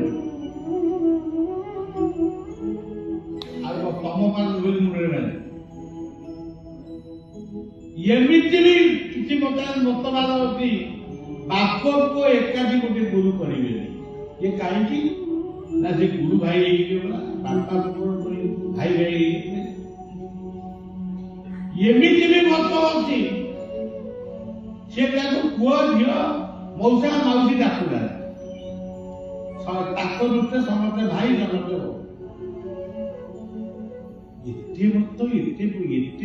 ଏତେ ମତ ହେଲେ ତାକୁ ପାରିବ କିଏ ତେଣୁ ତମେ କିଛି ବୁଝିନା ଆସ ଯଦି ବୁଝିଛ ତମେ ଠିକ ବୁଝିଛ ଆସ ବସିବା ଗୋଟେ ଆଲୋଚନା କରିବା ଯଦି ହାରିଯିବା ଆମେ ତମେ ଶିଖ ତମେ କଣ ଆମକୁ ଶିଖ ତେଣୁ ମନ୍ନନା ଭଗବତ ଭକ୍ତ ମୁଁ କହିବାକୁ ମୋର ଇଚ୍ଛା ଥିଲେ ବି କେତେ କଥା ମନେ କରୁଛି ମୁଁ ସେଇ ପ୍ରଶ୍ନ ପାଠ ଭିତରେ ଅଛି କାହିଁକି ଗୀତା ପଢିବା ये କାହିଁକି ଗୀତା ପଢିବା ଜାଣିଗଲେ ଗୀତା ହିଁ ଜୀବନ ସେ କଥା ବୁଝିବାରେ ଆଉ କିଛି କଷ୍ଟ ଅର୍ଜୁନ ଠିଆ ହେଇକି ଦେଖିଲେ ଆତ୍ମୀୟ ସେ ଯୋଉ ମାନେ ସିଧାସଳଖ କହିଲେ ମୁଁ ଯୁଦ୍ଧ କରିବି ନାହିଁ ଧନୁକୁ ଥୋଇଦେଲେ ମୁଣ୍ଡରେ ହାତ ମାରି ବସିଲେ ଠାକୁର ଗୋଟେ ହସନ୍ତି କେତେବେଳେ ମୁହଁ ଶୁକାନ୍ତି ନେଇ ହସି ହସିକି ଠାକୁର କହିଲେ ପାର୍ଥ ଧନୁ ଇଏ ଅର୍ଜୁନ ଯୁଦ୍ଧ କରିବା ସମୟ ଆସିନାହିଁ ମୁଁ ଏଇଠି ରେଡି ହେଇଗଲି ସମସ୍ତେ ଖାଲି ହୁଇସିଲଟା ବାଜିବ ଏ ପାଖରୁ ଭୀଷ୍ମ ହୁଇସିଲ ଦେବେ ସେ ପାଖରୁ ଧୃଷ୍ଟଦ୍ୟୁମ୍ନ ହୁଇ ମାନେ ସାଇଲେଣ୍ଟ ତାର କୁହନ୍ତି ଗୋଟେ ଶଙ୍ଖ ବାଜିବ କିନ୍ତୁ ହୁଇସିଲ ନା ଶଙ୍ଖ ଯୁଦ୍ଧ ଆରମ୍ଭ ହବ ତୁ କଣ ମୁଣ୍ଡରେ ହାତ ଦେଇ ରହିଛୁ ମୁଣ୍ଡରେ ହାତ ଦେଇକି ରହିଛୁ ତେଣୁ ସତ କଥାଟି କହିଛନ୍ତି ତେଣୁ କୃଷ୍ଣାର୍ଜୁନ ବୋଲି ଆମେ ଉଭୟଙ୍କୁ ନମସ୍କାର ସେ ସତ କଥାଟି କଣ କେଡ଼େ ସତ୍ୟ ମାନେ କେଡ଼େ ସୁନ୍ଦର ସତ୍ୟ ହଉ ଏମିତି ସତ୍ୟ ବି କେହି କହ ଭିକ୍ଷା ମାଗି ଚଳିବି ପ୍ରଭୁ ମୋର ରାଜଧାନୀ ନା ଦରକାର ନାହିଁ ଆମେ ଭିକ୍ଷା ମାଗି ଚଳିବୁ ପ୍ରଭୁ ମୁଁ କଥା ଆପଣଙ୍କୁ ଦୁର୍ଯ୍ୟୋଧନ ରାଜା ହବ କି ଯୁଧିଷ୍ଠିର ରାଜା ହେବେ ଦୁର୍ଯ୍ୟୋଧନ ଆମରି ଭାଇ ଆମ ବଡ଼ାପାଙ୍କ ଭାଇ ଆମେ ହବୁ କଣ୍ଡୁଙ୍କ ପୁତ୍ର ସାନ ଭାଇ ଭାଇର ପୁଅ ସିଏ ଯଦି ରାଜା ହବ ଆମର କ୍ଷତି କଣ ଆମରି ଭାଇ ପରା ସେ ଦେଖନ୍ତୁ କେତେ ବଡ ଶିକ୍ଷା ଦେଲା ଅର୍ଜୁନ କେତେ ବଡ ସମାଜକୁ ଶିକ୍ଷା ଦେଲେ ପ୍ରଭୁଙ୍କୁ କେମିତି ପ୍ରଶ୍ନଟେ ପଚାର ମୁଁ ଯୁଦ୍ଧ କରିବିନି ପ୍ରଭୁ ଫେରିଯିବି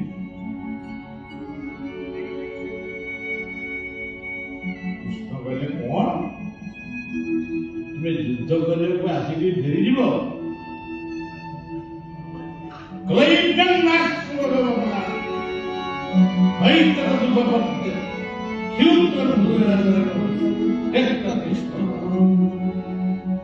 ସଂସ୍କୃତ କହିକି ମୋ ସମୟ ନଷ୍ଟ କରୁନା ମୁଁ ସଂସ୍କୃତ ପଣ୍ଡିତ ନୁହେଁ ମୁଁ ଜଣେ ଗାଉଁଲି ପଣ୍ଡିତ ଗୀତାର ଆରମ୍ଭ ହେଇଛି ଅକ୍ଷରରୁ ଭଗବତ ଯେମିତି ପିଲା ପାଟି ଗଲେ ସାର୍ କହନ୍ତି, ଶିକ୍ଷକ କହନ୍ତି, କାହିଁକି ଗଲା 5 ମିନିଟ୍ ଖଣ୍ଡେ ଟିକେ ନିରବ ହେଇଯାଏ, ପୁଣି ଶାନ୍ତ ହେରି କୃଷ୍ଣ କହୁଛନ୍ତି, ଯୋଗେଶ୍ୱର କହୁଛନ୍ତି ଗୋଟେ ଭଲ ଶାସନ ପୂର୍ଣ୍ଣ କଥା ଟିଏ କହିଲେ, ଯୋଉମାନେ ଶାସିତ ନୁହନ୍ତି ସେମାନେ ଶିଷ୍ୟ ହେଇପାରିବେନି। କଣ କହିଲେ? অসচ্যস্ত্বম প্রজ্ঞাবান সভাসসে তদাসো নরপাসুংস্য নানুচোরন্তি পণ্ডিতাঃ। ମୋ କଠ ପଡି ଯାଇଛି ବୋଲି ମୁଁ ଟିକେ ନରମ ହେଇକିରି ପଡେ, କି ମାନେ ଏମିତି ପଡିଥିଲି କଡ଼ା ଭାଷାରେ କହିଥିଲି।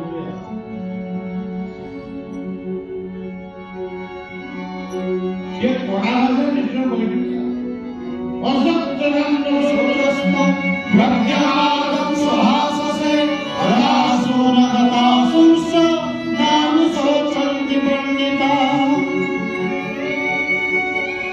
ଯିଏ ପ୍ରକୃତର ପଣ୍ଡିତ ସେ କାହା ମୃତ୍ୟୁରେ ଦୁଃଖ କରେ ନା କାହା ଜନ୍ମରେ ଆନନ୍ଦ କରେ? ତୁମେ କି ପଣ୍ଡିତ? ଏବଂ ଯିଏ ପ୍ରକୃତରେ ପଣ୍ଡିତ ସେ ତାର ସ୍ୱଧର୍ମକୁ ସେ ତ୍ୟାଗ କରେ। ସ୍ୱଧର୍ମ କଣ? ତୁମେ କ୍ଷତ୍ରିୟ, ଯୁଦ୍ଧ କରିବା ତୁମର ଧର୍ମ। ତୁମେ ଯଦି ଯୁଦ୍ଧ କରି ହଜାର ସୈନ୍ୟମାନଙ୍କୁ ମାରିଦିଅ, ପ୍ରାୟଶ୍ଚିତ କରିବାକୁ ପଡିବ। ଆମେ ଯଦି ଗାଈକି ପାହାଡେ ପକେଇଲୁ, ଗାଈ ଯଦି ସର୍ବୋଡ ହୋଇ ମରିଗଲା, ତାହେଲେ ଆମକୁ ପ୍ରାୟଶ୍ଚିତ କରିବାକୁ ପଡିବ। ଆମ ଦେଶ କୋଉ ସୈନିକ ପ୍ରାୟଶ୍ଚିତ କରୁଛନ୍ତି ଦେଖିଛ? କାର୍ଗିଲ ଯୁଦ୍ଧ ଗଲା, ହିନ୍ଦୁସ୍ତାନ ପାକିସ୍ତାନ ଯୁଦ୍ଧ ଗଲା, ଚୀନ ଯୁଦ୍ଧ ଗଲା, ଯୋଉ ଗଲେ କି ନାହିଁ କୋଉ ପ୍ରାୟଶ୍ଚିତ ହେଇଛି? ସେ ସ୍ୱଧର୍ମ ପାଳନ କରିବ। ତେଣୁ ଅର୍ଜୁନଙ୍କୁ କହିଲେ ତୁମେ କ୍ଷତ୍ରିୟ, ଯୁଦ୍ଧ କରିବା ତୁମର ଧର୍ମ, ତୁମେ ଯୁଦ୍ଧ କର। ଉଠ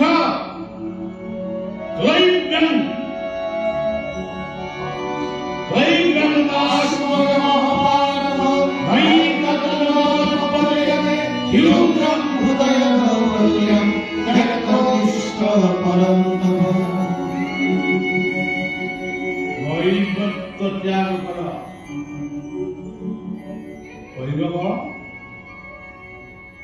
ଆମେ କେମିତି ଆମେ ପୁରୁଷ କହିବାକୁ ନେଲୁ ନା ନା ତମେ କହିବ ସେଇ ମଣିଷ ଏଇ ସମାଜରେ କହିବ ଯିଏ କଥା କହନ୍ତି ଭଲ, କାମ କରନ୍ତି ମନ୍ଦ।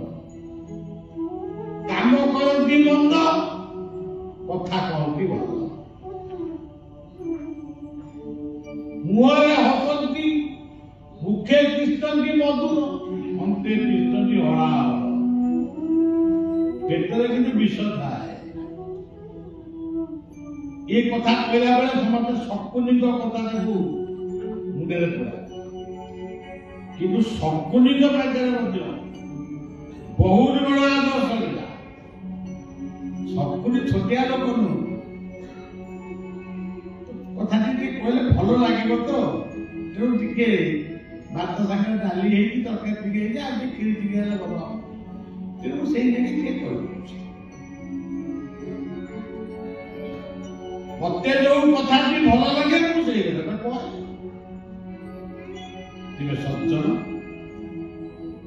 ଅନ୍ଧାରିଆ ରାତିରେ ଗୋଟେ ଗୋହରିଆ, ଏଟା ତାକୁ କଣ କହନ୍ତି? ଗୋହରି। ମାନେ ଆଜିକାଲି ବି ସେ ଶବ୍ଦ ଅଛି, କିନ୍ତୁ ବ୍ୟବହାର କମ ହଉଛି। କମ ଚଉଡାର ଗଳି। ଆଉ ସପୁରି ସେଦିନ ଅନ୍ଧାରିଆ ରାତିରେ ଏ ମୁଣ୍ଡରୁ ସେ ମୁଣ୍ଡର, ସେ ମୁଣ୍ଡରୁ ଏ ମୁଣ୍ଡ ଏଠି ବୁଲୁଛି। ସତେ ଯେମିତି ଆମର ପ୍ରାତ ଭ୍ରମଣ କି ସାନ୍ଧ୍ୟ ରମଣ କରୁଛନ୍ତି। ଏତିକି ବେଳେ ତାର ଲମ୍ବା କଥାଟାକୁ ସଂକ୍ଷିପ୍ତ କରୁଛି। ଏତିକି ବେଳେ এই মায়া ধরে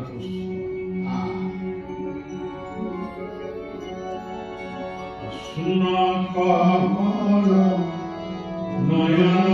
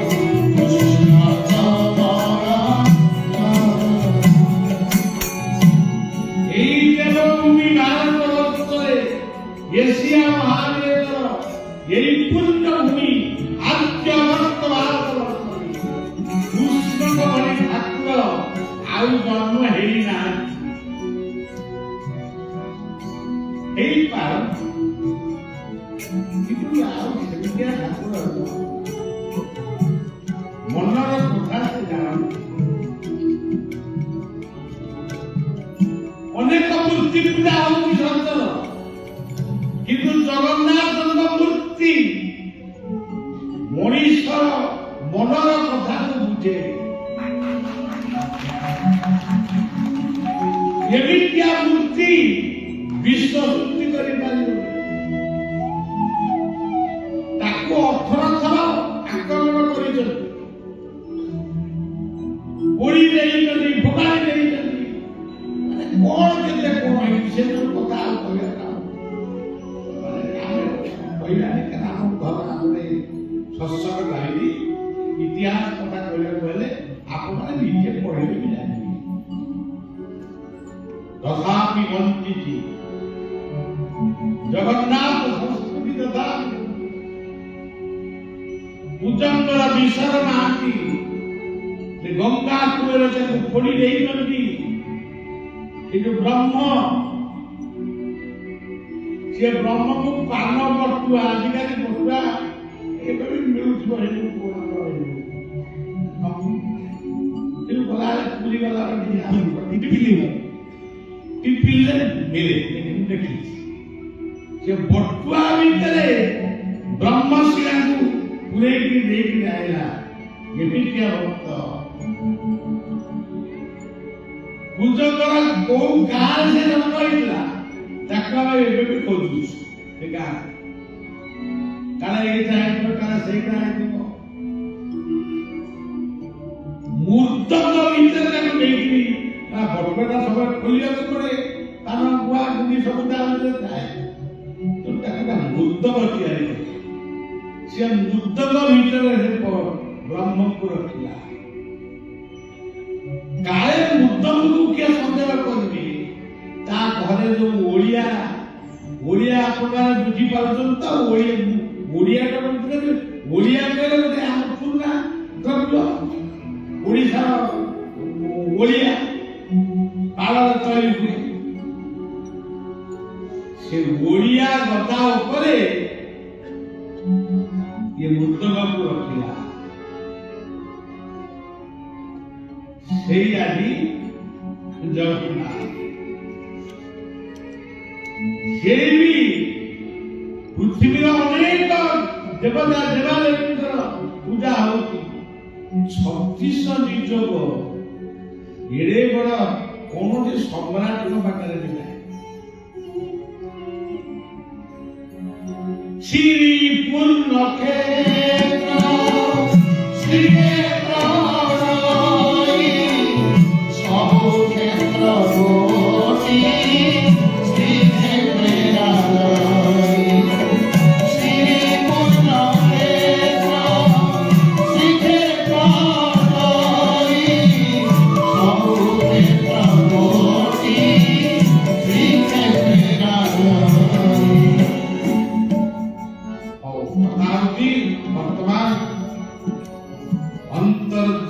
কৃষ্ণ জগন্নাথ কৃষ্ণাবতার বলে কুହାଯାଏ। জয় কৃষ্ণ জগন্নাথ জয় সর্বাঘনাশন জয় চাণ্ডকে দিন জয় কংস বিশোধন। আচ্ছা, বর্তমান ঠাকুর মনের কথা জানନ୍ତି। ঠাকুর অভিরামটা বঢ়ିଆ କଥା ଲେଖିଛନ୍ତି। ଅନ୍ତର୍ଯାମୀ ଅନ୍ତର୍ଗତ ବାରତା ଜାଣ ଏ ଓଡ଼ିଶାର ମହାପୁରୁଷ। ଇଏ ଜାଣିପାରିଲେ ସପୁରି କାହିଁ ସେ ଅନ୍ଧାରରେ ପକଉଛି। ସେଇ ବାଟ ଦେଇ ଆସିଲେ ସେ ବାଟ ତାଙ୍କ ବାଟ ନୁହଁ, ସେ ବାଟ ଦେଇ ଆଇଲେ ଜାଣିପାରିଲେ। ସପୁରି ସେଇ ଅନ୍ଧାର ଭିତରେ ସେହି ଜ୍ୟୋତିରାନନ୍ଦ ପୁରୁଷକୁ ଦେଖିକିରି ସେ ଚମକି ପଡ଼ିଲା। ତାର ମନେ ମନେ ସେ ଖୋଜୁଛି ନା।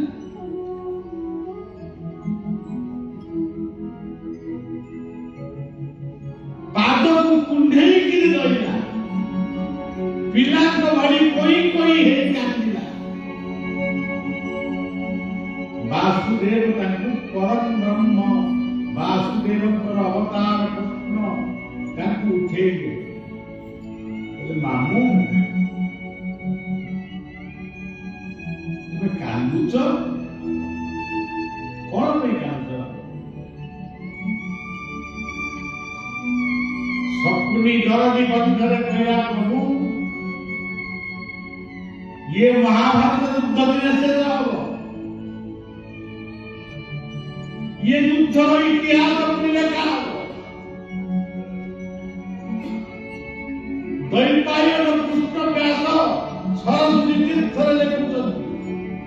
ଏଠି ଯାହା ଘଟୁଛି ସମସ୍ତଙ୍କୁ ଲୋକ ମନେ ପକେଇବେ, ମତେ ଭୁଲିଯିବେ। ମୋ ନାଁ ଶୁଣିଲେ ଲୋକ ନାକ ଦେଖିବେ। ପ୍ରଭୁ ଆପଣ ସତ୍ୟ ସତ୍ୟର ସାଗର। ମୁଁ ପାଦ ଧରି ଆପଣଙ୍କୁ ବିନମ୍ର ପ୍ରଣାମ କରୁଛି ପ୍ରଭୁ। ମୁଁ କାହାର? ମୁଁ ପାଣ୍ଡବଙ୍କର ନା କୌରବଙ୍କର? ଆଉ ଠାକୁର ତ ମିଛ କହିଲେ, ଏଟା ମିଛୁଆ ଠାକୁର ନୁହେଁ। ସେଇ ସତ୍ୟର ସାଗର ଶ୍ରୀକୃଷ୍ଣ ଯୋଗେଶ୍ୱର କହିଲେ, ତୁମେ ପାଣ୍ଡବଙ୍କର। ଏ କଥା ପ୍ରଭୁ ଆପଣ ଜାଣିଛନ୍ତି, ଟିକେ ପାଣ୍ଡବ ମାନଙ୍କୁ ବୁଝେଇଦେବେ। ମୁଁ ଯାହା କରୁଛି ସେଇମାନଙ୍କର ମଙ୍ଗଳ କରିବ। ସିଏ ଭାବୁଛନ୍ତି ଆମେ କୌରବଙ୍କ ପାଇଁ କରୁଛୁ, ଦୁର୍ଯ୍ୟୋଧନ। ପ୍ରଭୁ ଶେଷ କଥା କୃଷ୍ଣ କହିଲେ, ମୁଁ ସମୟ ହେଲାଣି, ମୁଁ ଯାଉଛି। ଏ ଦୁର୍ଯ୍ୟୋଧନ ଗଙ୍ଗାକୁ ଯାଇଥିଲା ଗାଧେଇ, ମୁଁ ଯାଉଛି ଦେଖିବାକୁ। ଏସବୁ କଥା ଏପଟେ ଗୋଟେ ଉପାଖ୍ୟାନ, ଆଉ ଏ ଉପାଖ୍ୟାନ ଭିତରେ ରହିଛି ଆମ ସମାଜ ପାଇଁ ବହୁ ବାର୍ତ୍ତା, ବହୁ ସୁନ୍ଦର ବାର୍ତ୍ତା। ଆରେ ଆମେ ବର୍ତ୍ତମାନ ଆପଣଙ୍କୁ ଗୋଟେ କଥା କହିଦଉଛି। ଆପଣ ତ ଯିବାକୁ ତତ୍ପର ହେଲେଣି, ଖାଲି କହିଦଉଛି ପ୍ରଭୁ ଏ ପାଦ ପଦ୍ମରେ ଆପଣଙ୍କର ଏଇ ପାଦ ପଦ୍ମରେ ମୋ ପାଇଁ ସ୍ଥାନ ଅଛି ତ? ସ୍ଥାନ ରହିବ ତ?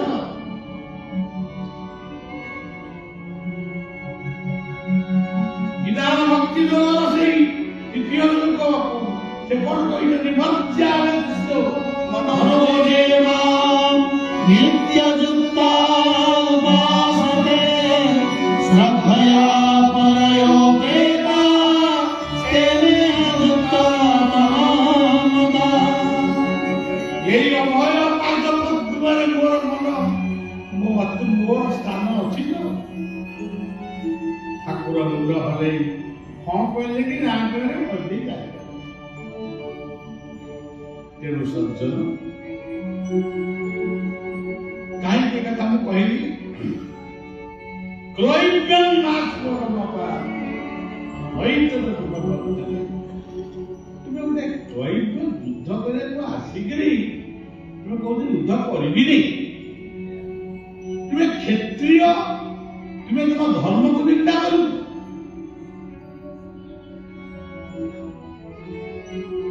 ଏବଂ ସେଇଠି ସେ କହିଲେ ଆଚ୍ଛା ଶୁଣ ଅନିଲ ଇଆଡ଼କୁ ଅନେଇଲ ବିପଦକୁ ଭୀଷ୍ମ ଠିଆ ହେଇଗଲେ ସମସ୍ତେ ତ ଘୋଡ଼ା ଫୋଡ଼ା ରଥ ମତ ଚଳିକି ସବୁ ଠିଆ ହେଇଥିଲେ ଖାଲି ଶଙ୍ଖଟାକୁ ଅପେକ୍ଷା କରିଥିଲେ ବେଲ ବାଜିଲେ ଉଠିବେ ତମେ କଣ ଏତେ କାନ୍ଦୁଛ ସେ ଆଉ କାନ୍ଦୁନାହିଁ ତାଙ୍କୁ ଆଉ କାନ୍ଦି ଆସିନି ତମେ କଣ ଏତେ ବ୍ୟସ୍ତ ତାଙ୍କ ପାଇଁ ସେମାନେ ଭାଗ୍ୟବାନ କ୍ଷତ୍ରିୟ ତାଙ୍କ କପାଳରେ ଯୁଦ୍ଧ କରିବାରେ ଖାଇ ସେ ନିଜକୁ ଭାବୁଛନ୍ତି ଆମେ ମହାଭାରତ ଯୁଦ୍ଧ କ୍ଷେତ୍ରରେ ଯୁଦ୍ଧ କରି କରି ଯଦି ବୁଝିଯିବୁ ତାହେଲେ ସେଇଟା ଆମର ସ୍ୱର୍ଗ ଠାକୁର ବି ସେଇଆ କହିଲେ राक्षसे स्वर्गं जित्वा वा भक्षसे महीम् तस्मात् कृष्ण कौन्तेय युद्धाय कृतनिश्चय। हे कौन्तेय मानवर परिचय होचंती पुओ हे कौन्तेय एबे भी कहूची आम समाज रे बापांकर ना तुम क्या कुह सर्टिफिकेट रे बापांकर ना रहिया पड़ित मार ना भी रहिया उचित एथि पई आईन प्रणयन होची मां तुमे मो सीमाहीन साधार आतुरे आम पाई देवतार मोरी मातुरे अमर सीमाहीन साधार आतुरे आम पाई देवतार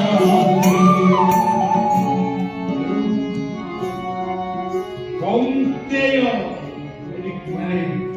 भक्त्वा प्राप्स्यनिरोगं जित्वा वा मुख्यते मयि तस्मात् कृष्ण कौन्तेय युद्धाय कृतनिश्चय। मरिगले मरिଯିବ ଯଦି ମରିଯିବ ସ୍ୱର୍ଗକୁ ଯିବ ଆଉ ଯଦି ବଞ୍ଚିବ ଏଇ ଶଶାଗରା ଧରାକୁ ଭୋଗ କରିବ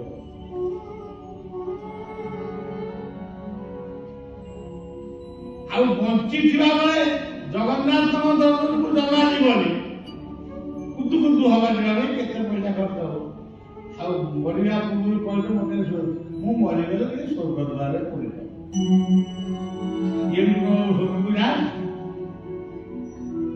ସ୍ୱର୍ଗ ନରକ ବେନି ମାରି मुझे हाय पावन में जानी सकलार पापनी सानी मुझे हाय पावन में जानी ସ୍ୱର୍ଗ ବା सोना जानो नानी नरके पड़ी बाबा खानी सोना सोना जानो नानी नरके पड़ी बाबा खानी भक्त्वा वा प्राप्स्यति स्वर्गं ସ୍ୱର୍ଗ ଶବ୍ଦ କଣ ଗୋଟେ କେବଳ ସ୍ୱର୍ଗ ଶବ୍ଦର ଅର୍ଥ ହେଉଛି ଆନନ୍ଦ ଆପଣ କୋଉଠି ଅଛନ୍ତି ରବୀନ୍ଦ୍ର ନନ୍ଦଗର ଅଛନ୍ତି ବୋଲି ଭାବୁଛନ୍ତି ଯେ ରବୀନ୍ଦ୍ର ମାନେ କହିବାରୁ ମନେ ପଡେ ଆପଣ ସ୍ୱର୍ଗରେ ଅଛନ୍ତି ଆନନ୍ଦରେ ରଖିଛନ୍ତି ମାୟା ଜଞ୍ଜାଳକୁ ଦୂରରେ ରଖି ଆପଣମାନଙ୍କ ଘରେ କଣ ଟିଭି ନାହିଁ ଟିଭି ନାହିଁ କମ୍ପ୍ୟୁଟର ନାହିଁ କଣ ଫ୍ରିଜ ନାହିଁ କଣ ନାହିଁ ଏଠି କାହିଁ କହିବେ ଆପଣଙ୍କ ଘରେ କଣ ନିମନ୍ତ୍ରଣ ପତ୍ର ପହଞ୍ଚିଯିବ କି କଣ କହିପାରିବେ କାହିଁକି ଆପଣ ତ ସ୍ୱର୍ଗରେ କହିଛନ୍ତି ଆଉ ସ୍ୱର୍ଗକୁ ଯିବେ କଣ ତୁଳସୀଦାସ କହିଲେ ବିନୁ ସତ संगा विवेक न होई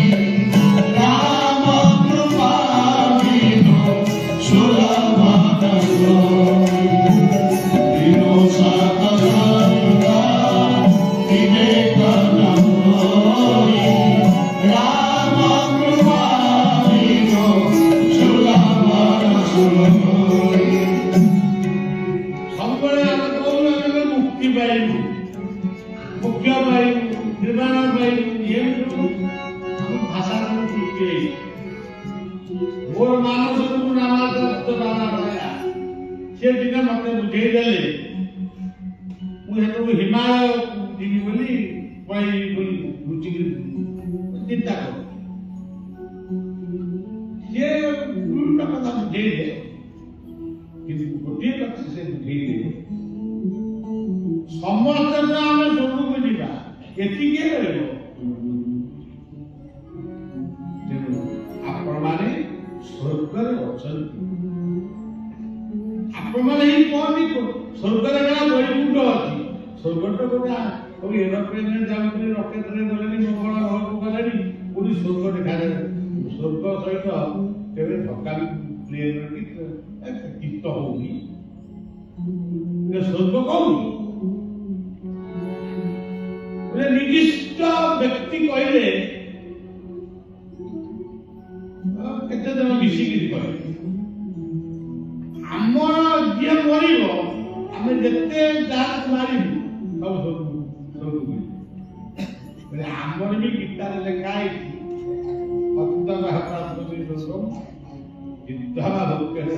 ଏସବୁ ପଚରା ପାଖରୁ ବାହାରି ଯାଉଛି କହିବା କଥା ତାକୁ କିଏ ବୁଝେଇ ଦେଇଛି ତାଙ୍କର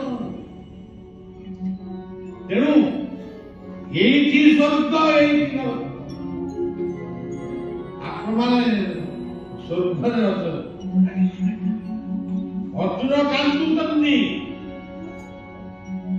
ଭଗବାନ ଯୋଗେଶ୍ୱର ଶ୍ରୀକୃଷ୍ଣ ଅର୍ଜୁନଙ୍କର ଅସ୍ତୁ ଦେଖି ଆଖିରେ ଅସ୍ତୁ ଦେଖି ପଚାରିଲେ ପାର୍ଥ କାନ୍ଦୁଛ କାହିଁକି ନା ପ୍ରଭୁ 12 ବର୍ଷର ପୁଅଟା ମୋର ମରିଗଲା ଆଉ ମୁଁ ହସିବି ଠାକୁର କହିଲେ ହଁ ପ୍ରକୃତ କଥା କାନ୍ଦିଆ କଥା ଆଉ କଣ କେମିତି ଗଲା ଟିକେ ଶୁଣିଛୁ କହିଲୁ ସତେ ଯଦି କିଛି ଜାଣିନାହିଁ ଅନ୍ଧାରିଆ ରାତିରେ ସମ୍ବିଧାନରେ ଲେଖା ଥିଲା ଯେ ଯୋଦ୍ଧା ସହିତ ଯୋଦ୍ଧା ଲଢିବ ରଥୀ ସହିତ ରଥୀ ଲଢିବେ ଅଧିରଥୀ ସହିତ ଅଧିରଥୀ ଲଢିବେ ଏମିତି ସବୁ ଲଢିବି ଆଉ ସନ୍ଧ୍ୟା ପୂର୍ବରୁ ଯୁଦ୍ଧ ବନ୍ଦ ହବ ସୂର୍ଯ୍ୟାସ୍ତ ପୂର୍ବରୁ ଆଚ୍ଛା ଅଭିମନ୍ୟୁ କୋଉ ଭିତରେ ଗଲା ତାକୁ ଯୋଉମାନେ ସମ୍ବିଧାନ ତିଆରି କରିଥିଲେ ସମ୍ବିଧାନ ଲେଖିଥିଲେ ବା ତତ୍କାଳୀନ ଯୁଦ୍ଧ ପୂର୍ବରୁ ଆଲୋଚନା କରିଥିଲେ ସେଇମାନେ ମୋ ପୁଅକୁ ରାତିରେ ମାରିଥିଲେ ଏମିତି ଭାବରେ ମାରିଲେ ସବୁଆଡେ ତ ଗୋଟେ ଜାଗାରେ ଭୀଷ୍ମ ଆଉ ଜାଗାରେ କର୍ଣ୍ଣ ଆଉ ଜାଗାରେ ଦ୍ରୋଣ ମୋ ପୁଅ ଗଲା ପୂର୍ବରୁ ପାଣି ପାଣି ପାଣି ପାଣି ଟିକେ ଟିକେ କହିଲା ଆଗ କର୍ଣ୍ଣରେ ଟିକେ କହିଲା ଏହା କହି ଅର୍ଜୁନ ବାପ ମାରେ ବି କାନ୍ଦିଲେ ଲୋକେ କହିଲେ ମା ବେଶୀ କାନ୍ଦେ ବାପା କାନ୍ଦନ୍ତି ବାପା ବି କାନ୍ଦେ ଠାକୁରଙ୍କର ମାୟା ଧର ଠାକୁରଙ୍କର ମାୟା ସେ ଅର୍ଜୁନଙ୍କୁ ନେଇକିରି ସ୍ୱର୍ଗକୁ ଗଲେ ଆଜି ସ୍ୱର୍ଗଟା କୋଉଠି ଆମେ କିଛି ତା ଉରଟର ପାଉ କିନ୍ତୁ ଆମ ଶାସ୍ତ୍ର ଲେଖାଇ ସ୍ୱର୍ଗକୁ ଗଲେ ଆଉ କିଏ କହି ସ୍ୱର୍ଗକୁ ଆମେ ଯିବୁ ଏ କୋଉ ସ୍ୱର୍ଗକୁ ଯିଏ ଯାଇଛନ୍ତି କିଦମ୍ବକୁ ଚିଠି ଦେଇଥିଲେ ଆମେ ଆଜି ସ୍ୱର୍ଗରେ ପହଞ୍ଚିଗଲୁ ବର୍ତ୍ତମାନ ସ୍ୱର୍ଗ ଷ୍ଟେସନରେ ଆମେ ପହଞ୍ଚିଗଲୁ ହେଲେ କିଛି ଲୋକ ଜାଣନ୍ତୁ ରିସିଭ କରିବା ପାଇଁ କିନ୍ତୁ ସନାତନ ଶାସ୍ତ୍ର ଲେଖା ହେଇଛି ସ୍ୱର୍ଗ ଅଭିମନ୍ୟୁକୁ ନେଇକି ଅର୍ଜୁନକୁ ନେଇକି ଗଲେ ସ୍ୱର୍ଗ ଏ ଯୋଉ ସ୍ୱର୍ଗକୁ ଯାଆନ୍ତୁ ଚନ୍ଦ୍ରମଣ୍ଡଳକୁ ଯାଆନ୍ତୁ କି ହିମାଳୟକୁ ଯାଆନ୍ତୁ ହିମାଳୟ ମଧ୍ୟ ମନେ ରଖିଥିବେ ହିମାଳୟ ଆମର ସୁସ୍ୱର୍ଗ ସମୁଦ୍ର ପତନ ଠାରୁ 21,000 ଫୁଟ ଉପରେ ହିମାଳୟ ଆଜି ଆଜି ହିମାଳୟ ଆଜି ଆଉ ଥଣ୍ଡା ନାହିଁ, ସେଠି ବି ଏସି ଲାଗିଲାଣି। ତେଣୁ ସଜ୍ଜନ କଥାଟି ହଉଛି ସ୍ୱର୍ଗକୁ ଗଲେ କୃଷ୍ଣାର୍ଜୁନ ବସିଛନ୍ତି, ଅଭିମନ୍ୟୁ ସହିତ ଗୋଟେ ଆଉ ଗୋଟେ ବ୍ୟକ୍ତିର ଯୁଦ୍ଧ ବଢା ବଢା ହଉ। ଠାକୁର କହିଲେ ଏସବୁ ହବ ମାୟା। ଠାକୁର କହିଲେ ଅର୍ଜୁନ ଇଏ କିଏ କହିଲୁ? ତିନି ଅର୍ଜୁନ ମୋ ପୁଅ। ତ ହସିଲୁ ଆଉ ପୁଅକୁ ଦେଖିଲୁ, ପୁଅ ଯୁଦ୍ଧ ସରିଯାଉ ତାକୁ ଡାକିବି ସାଙ୍ଗେ କହିଲା ପୁଣି ଆଉ ଯୁଦ୍ଧ ସରିଲା। ଅର୍ଜୁନ ଯେତେବେଳେ କହିଲେ ପୁଅ ଅଭିମନ୍ୟୁ ତୁ କେତେ ଦିନ ହେଲା ଆଇଲୁ, ଆମେ ଲୋକ ଏମିତି କାନ୍ଦୁଛୁ। ଅଭିମନ୍ୟୁ ତମେ କିଏ? ତମେ କିଏ? ତୋ ବାପା? ତମେ ମୋର ବାପା? ये संसार रे ये कई कार बापा लोनी कई कार मां ये खाली परस्पर को चिन्हिबा पई बापा के कोडी मां निजु को पचारंतु बापा मु किए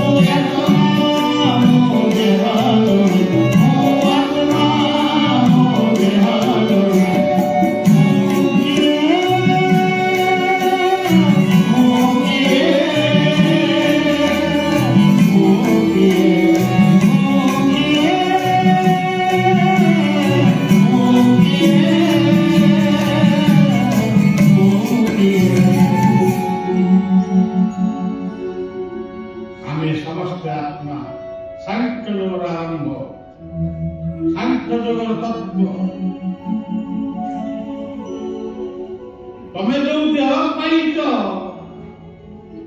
बापा आपण देह मो देह ताकू सांख्य देव केवल वर्णना कले बासांसी नानी जथा विहार नवामि सुधाति नरो पराणि जथा शरीराणि विहाय चेना संज्ञानि संज्ञाति नवामि ते बासांसी नानी जथा विहार नवामि सुधाति नरो पराणि जथा शरीराणि विहाय चेना संज्ञानि संज्ञाति नवामि ते। देखो ଆମେ ଏତେ କଥା କହିଛେ କେହି କାହା ମୁଣ୍ଡରେ କାହାର ସମ୍ପର୍କ ନାହିଁ। ମୋ ନାକ ଅଛି କାନ ଅଛି ଆପଣଙ୍କର ବି ଅଛି, କିନ୍ତୁ ଆପଣଙ୍କ ସହିତ ମୁଁ ମିଶୁଛି କି ମୋ ସହିତ ଆପଣ ମିଶୁଛି ବଡ ମୁସ୍କୁଲି କଥା। ଆଉ ବାକୁ ଏତେ ସାଞ୍ଚ କୋଉଠୁ ସେ କୋଉ କାରିଗର ସେ କିଏ? ସେ କାରିଗର କିଏ ଏତେ ସାଞ୍ଚ ରଖିକିରି ଏତେ ପ୍ରକାର ମାନେ ଆମ ଭାରତରେ ତ 100 କୋଟିରୁ ଅଧିକ ମଣିଷ ହେଲେ ତଥାପି କାହା ମୁହଁ ସହିତ କାହା ମିଶୁନି। ସେ କିଏ? ବିଚିତ୍ରା ନନ୍ଦ ହେ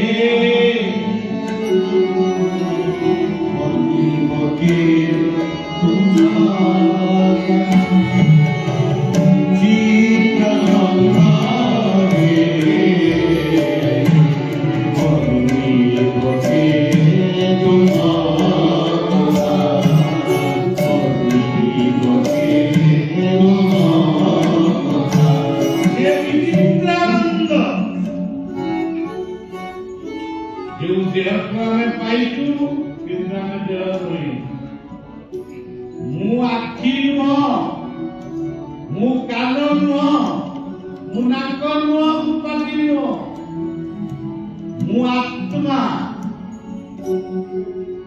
ମୋ ଆଖିର ଯୋଉ ଦୃଷ୍ଟି ଶକ୍ତି ସେ ଆତ୍ମାର ଶକ୍ତି ମୋ କାନରେ ଯୋଉ ଶ୍ରବଣର ଶକ୍ତି ସେ ଆତ୍ମାର ଶକ୍ତି ମୋ ନାକରେ ଯୋଉ ନିଶ୍ୱାସ ଯାଉଛି ସେ ବି ଆତ୍ମାର ଶକ୍ତି। ଆଉ ତମେ କଣ କହୁଛ ମୁଁ ଦେହ ବାସାଂଶୀ ନାରୀ ନୂଆ ଲୁଗା କିଏ ବଜାରରୁ କିଣିଲ ସେ ଲୁଗାକୁ ବହୁତ ସାଇତିକିରି ରଖିଲ ବହୁ ବର୍ଷ ପରେ ଦେଖିଲ ସେ ଲୁଗାଟା ଖତରା ହେଇଯାଇଛି ଚିରି ଯାଇଛି ପୁରୁଣା ହେଇଗଲା। ଆମ ମହାପୁରୁଷ ମାନେ ଓଡ଼ିଆର ମହାପୁରୁଷ ବଡ ବଡ ମହାପୁରୁଷ ଅଛନ୍ତି ଆମ ଓଡ଼ିଶାର ସବୁ ଟିକି ଟିକି ମହାପୁରୁଷ ସବୁ ଲେଖିଛନ୍ତି ମାନେ ବଡ ମହାପୁରୁଷ ତାଙ୍କ ଟିକି ଟିକି କରନ୍ତି ଘର ଖନି ଦିନେ ପୁରୁଣା ହେବ ମାରିବ ସୁନାର ହରି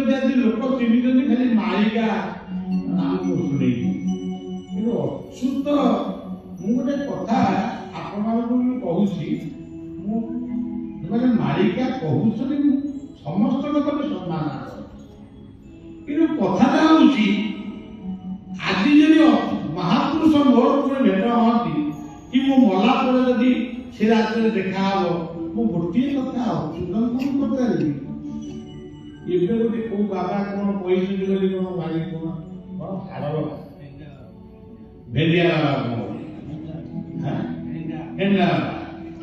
ମୁଁ ତାକୁ ପଚାରିବି ସେଇଟା ଦେଖା ହବ ନିଶ୍ଚୟ ଦେଖା ହେଲେ ମୁଁ ପଚାରିବି ଆପଣ କରୋନା ଆସିବ ବୋଲି ଲେଖିଦେଲେ ମାଳିକାରେ କରୋନାର ପ୍ରତିକାର କଣ କଣ କଲେ ଆମେ ଏ ରୋଗରେ ପଡ଼ିବୁନି ସେଟା ତ ଦେଖିଲେ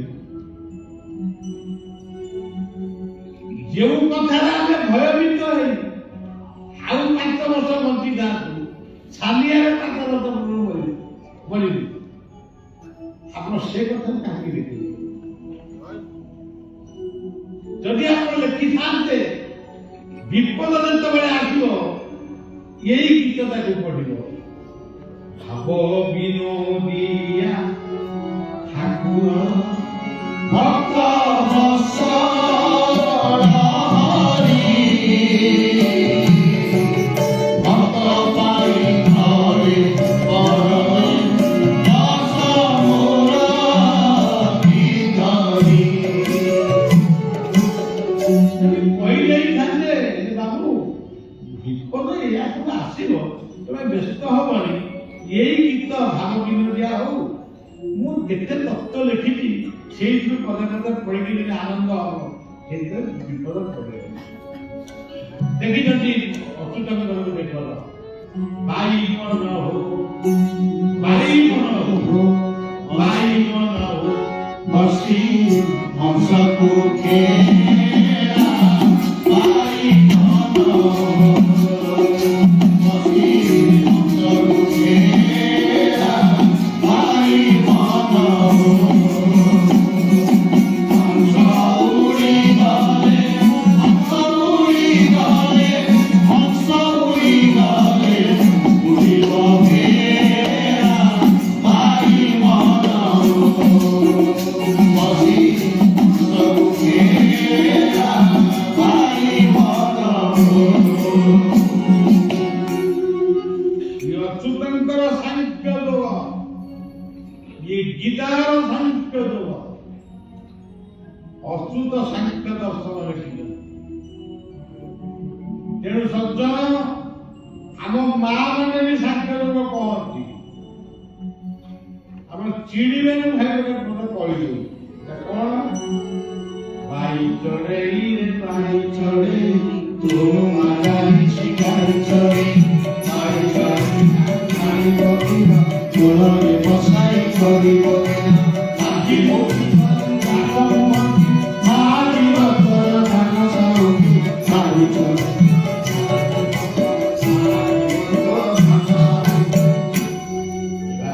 ସାଂଖ୍ୟ ଯୋଗ ପିଓର ସାଂଖ୍ୟ ଯୋଗ ତେଣୁ ଆମକୁ ଏହା କ'ଣ ସାଂଖ୍ୟ ଏ ବି ସାଂଖ୍ୟ ଯୋଗ ବାଇ ଚଢ଼େଇରେ ପାଇ ଚଢ଼େ ତୁ ମାଗାଇଛି ଖାଇ ଚଢ଼େ ବାଇ ଚଢ଼େଇ କିଏ ଏଇ ଯୋଉ ବାଇ ଚଢ଼େଇର କମି ଚଢ଼େଇଛି ନା ଗୋରେ ବସା ଯୋଗରୁ ଅଛି ପାଇ ଚଢ଼େଇରେ କମି ଯାଉଛି ମା ଗୋରେ ବସା ଯୋଗରୁ ଅଛି ଏ ସব ସାଂଖ୍ୟ ଯୋଗ ତେଣୁ ବାସନ୍ତି ଜିନ୍ଦାନି ତଥା ବିହାୟ नामि नरोपरामि तथा शरीराणि विहाय निर्णा नम्यामि सञ्जामि नवानि मे କିନ୍ତୁ ଇଏ ସାଂଖ୍ୟ ଯୋଗର କଥା ଲୋକ କହନ୍ତି ଏ କଥାବାର୍ତ୍ତା ବନ୍ଦ କଥାବାର୍ତ୍ତା ବନ୍ଦ ଗୋଳମାଳ ବନ୍ଦ ତେଣୁ ଇଏ କଥା ଭିତରେ ବି ବାର୍ତ୍ତା ଅଛି କଥାବାର୍ତ୍ତା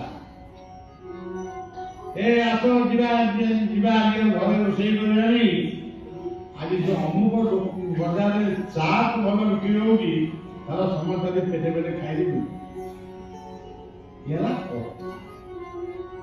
ଘରେ ଗ୍ୟାସ ଅଛି ଚାଉଳ ଅଛି ରୋଷେଇ ନ କରିକି ଚାଟ ଖାଇକି ଘରେ ରହିବି ଠିକ ନା ଆଜି ମୁଁ ଗୁପୁଚୁପୁ ଗୁଡାଏ ଖାଇଦେଇଛି ଆଉ ଖାଇବାକୁ ଇଚ୍ଛା ଏବଂ ଗୁପୁଚୁପୁ ଖାଇବାକୁ କହିଲା କିଏ ଦି ଚାରିଟା ଖାଇଲେନି ଆଚ୍ଛା ସେମିତି ଇଏ କିନ୍ତୁ ବାର୍ତ୍ତା ଆମର ଚାଟ ଖାଇବା ଦରକାର ନାହିଁ ଗୁପୁଚୁପୁ ଖାଇବା ଦରକାର ନାହିଁ ଚାଲ ଆମେ ନରନ୍ଦର ଆମେ ଦି ତିନି ଦିନ ସେଠି ବସି ଗୀତା ଶୁଣିବା ଇଏ ହେଲା ବାର୍ତ୍ତା ଚାଲ ଅମୁକ ଜାଗାକୁ ଯିବା ଗୋଟେ ରୋଗୀର ସେବା କରିବା ବାର୍ତ୍ତା ଆଉ ମଣିଷର ସ୍ୱଭାବ ଖାଲି ଗୋଡ଼ ମାଳ କରିବା ଗୋଡ଼ ଗୋଡ଼ କହିଲେ ବନ୍ଦ ଏ ଗୋଡ଼ ଭିତରେ ମଣିଷ ରହିବନି କିନ୍ତୁ ମାଳ ପାଇଥିଲେ କିଏ ଭଗବାନ କୃଷ୍ଣ ଦିଟା କଥା ସବୁବେଳେ ଅଛି ଯେମିତି ପୁରୁଷ ନାରୀ ପ୍ରକୃତି ପୁରୁଷ ସେମିତି ଗୋଡ଼ ମାଳ ଏଇ ବର୍ତ୍ତମାନ ରବୀନ୍ଦ୍ରନାଥ ଗେଟ୍ ପାଖରେ ଦିଆ ହୁଏ ଖାଲି ଗୋଡ଼ ଆଉ କିଛି ଶବ୍ଦ ସବୁ ବୋଲେଇଗଲାଣି ଟିକେ ସବୁ ଚାଲିଛି ଏଠି କଣ ଚାଲିଛି ମାଳ ଏଇଠି ଆପଣମାନେ ମତେ ମାଳ ଦଉଛନ୍ତି ମୁଁ ଆପଣଙ୍କୁ ମାଳ ତେଣୁ ଯୋଉଠି ଗୋଡ଼ ମାଳ ବନ୍ଦ ଗୋଡ଼ ବି ବନ୍ଦ ମାଳ ବି ବନ୍ଦ ଆଉ ଯୋଉଠି କଥା ବନ୍ଦ ବାର୍ତ୍ତା ବନ୍ଦ ସେଠି ଗୋଟେ ସାଂଖ୍ୟ ଯୋଗ ରହିବ ଏଇ ମା ମାନଙ୍କ ଆମକୁ ଶୁଣେଇଛି ସେଇଟା ବି ସାଂଖ୍ୟ ଯୋଗ ସେ ସାଂଖ୍ୟ ଯୋଗରେ କଣ କଥା କିଏ ମୋର ସରିଗଲା ଫୁଲ ଗଛଟିଏ ମରିଗଲା କଥା କିଏ ମୋର ସରିଗଲା ଫୁଲ ଗଛଟିଏ ମରିଗଲା କାହିଁକି ଫୁଲ ଗଛ ମରିଗଲୁ କାଳି ଗାଈ ମତେ ଖାଇଦେଲା କାଳି ଗାଈ ମତେ ଖାଇଦେଲା କାଳି ଗାଈ ତୁ କାହିଁ ତାକୁ ଖାଇଲୁ ଚାକିରି ଆମକୁ ଜଗିଲାନି ଆଉ ଚାକିରିଆ ତୁ କାହିଁ ଜଗିଲୁନି ନା ବଡ ବୋଉ ଆମରେ ଖାଇବାକୁ ଦେଲାନି ଆରେ ବଡ ବୋଉ ତୁ ଦେଲାନି ଖାଇବାକୁ ଦେଲାନି ପୁଅ ପରା ମୋର ଅଝଟ କଲା ପୁଅ ପରା ମୋର ଅଝଟ କଲା ପୁଅ ପରା ମୋର ଅଝଟ କଲା ପୁଅ ପରା ମୋର ଅଝଟ କଲା ଆରେ ପୁଅ ତୁ କାହିଁ ଅଝଟ କରି କହିଲୁ ନା ମୁଁ କାହିଁ ଅଝଟ କରିବି ଧୁଳିଆ ଜଗନ୍ନାଥ କାମୁଡ଼ି ଦେଲା ଧୁଳିଆ ଜଗନ୍ନାଥ କାମୁଡ଼ି ଦେଲା ଧୁଳିଆ ଜଗନ୍ନାଥ କାମୁଡ଼ି ଦେଲା ଧୁଳିଆ ଜଗନ୍ନାଥ କାମୁଡ଼ି ଦେଲା ଆରେ ଧୁଳିଆ ଜନ୍ଦା ତୁ କାହିଁ କାମୁଡ଼ିଲୁ ଭୂଇଁ ତଳେ ତଳେ ଥାଏ ଭୂଇଁ ତଳେ ତଳେ ଥାଏ କଣ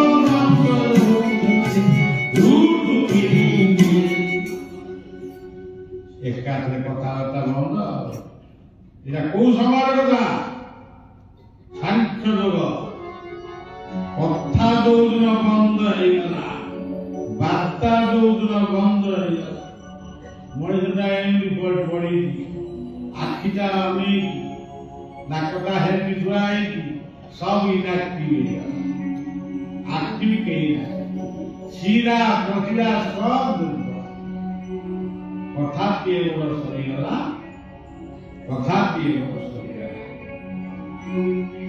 এই জীবন এই হকি জীবন শৈলেন্দ্র পাল সাধক লিখিলে জীবনটি সব এই যে কথাটিଏ সরিগলা এই ଆଉ 3 ଦିନ ମধ্যে ରହିଲା ଏ 3 ଦିନ ଭିତରେ ଯେତେବେଳେ ଗୋଟେ ଏଇ କଥାରେ ଗୋଟେ ଆଲୋଚନା କରିଲା କଣ କଥାଟିଏ ସରିଗଲା ଫୁଲ ଗଛଟି ମରିଗଲା ଠାକୁର ଶୁଣିଦେଲେ ସେଦିନ ଯୋଉ ଯୋଗ ଆରମ୍ଭ ଯୋଉ ଯୋଗ ଚାଲିବ ସେ ଯୋଗ ଭିତରେ ତେଣୁ ସଜ୍ଜନ କଥା ହେଲା ନା ମାନେ କଥା ସରିଗଲା ବାତ ସରିଗଲା ଗୋଳମାଳ ସରିଗଲା ମଣିଷ ଗଲା କୁଆଡେ କୋଡା ହବା ପାଇଁ ମଣିଷ କୁଆଡେ ନଉଛ କୁଆଡେ ପଡିବେ ଅଧଘଣ୍ଟେ ଲାଗିବନି ଘଣ୍ଟାକ ଭିତରେ ତା ଗୋଡ ହାତ ମୋଡିକି ମୁଣ୍ଡରୁ ପଡିଦେଲେ ପାଉଛ ହେଇଗଲା ଏଇ ତ ଜୀବନ জীবনটি সত্য স্বরূপ জানে স্বরূপ তাপারি এটি পাই মন কি পাই তাও তাও মরে জীবনটি সত্য স্বরূপ জানে স্বরূপ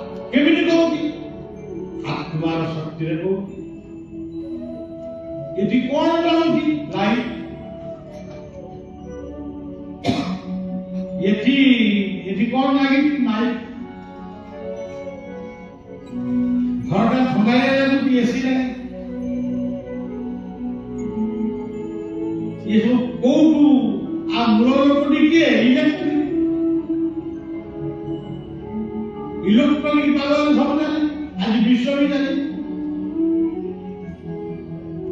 ସେମିତି ମୁଁ ସିନା ମୋ ଭିତରେ ଥିବା 11ଟା ଇନ୍ଦ୍ରିୟ ଅଛନ୍ତି କିନ୍ତୁ ଶକ୍ତି ଗୋଟିଏ ସେ ହେଉଛନ୍ତି ମୁଁ ଆତ୍ମା ମୁଁ ଆତ୍ମା ମୁଁ ଆତ୍ମା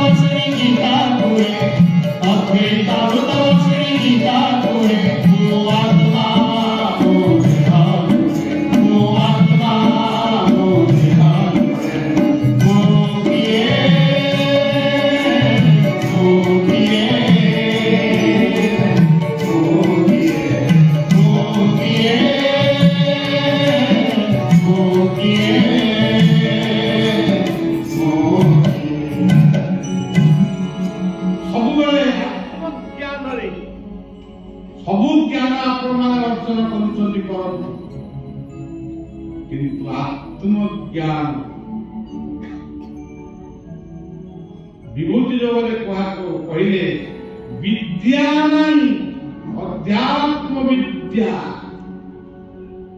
ବିଦ୍ୟାମାନଙ୍କ ମଧ୍ୟରେ ମୁଁ ହଉଛି ଶ୍ରେଷ୍ଠ ବିଦ୍ୟା ଆଧ୍ୟାତ୍ମିକ ବିଦ୍ୟା।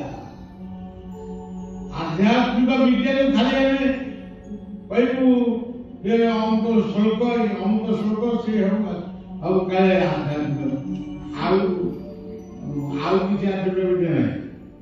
ମୁଁ ଦେଖିଛି ମୁର୍ଦାର କାନ୍ଧରେ ନେଇକିରି ପିଲାମାନେ ଯେତେବେଳେ ନେଇକିରି ଯାଆନ୍ତି, ଆଜିକାଲି ତ ବାପ ମାନଙ୍କର ମୁର୍ଦାର ନଉଛନ୍ତି ମଦ ପିଇ ତାକେ ପିଇକିରି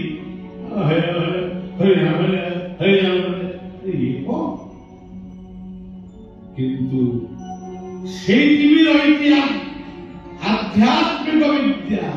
ହରି ନାମ ସତ୍ୟ ହେ, राम नाम सत्य है, हरि नाम सत्य है, राम नाम सत्य है, हरि नाम सत्य है, राम नाम सत्य है।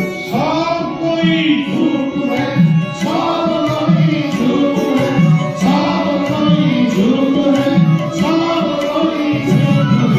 हरि नाम सत्य है, राम नाम सत्य है, हरि नाम सत्य है, राम नाम सत्य है।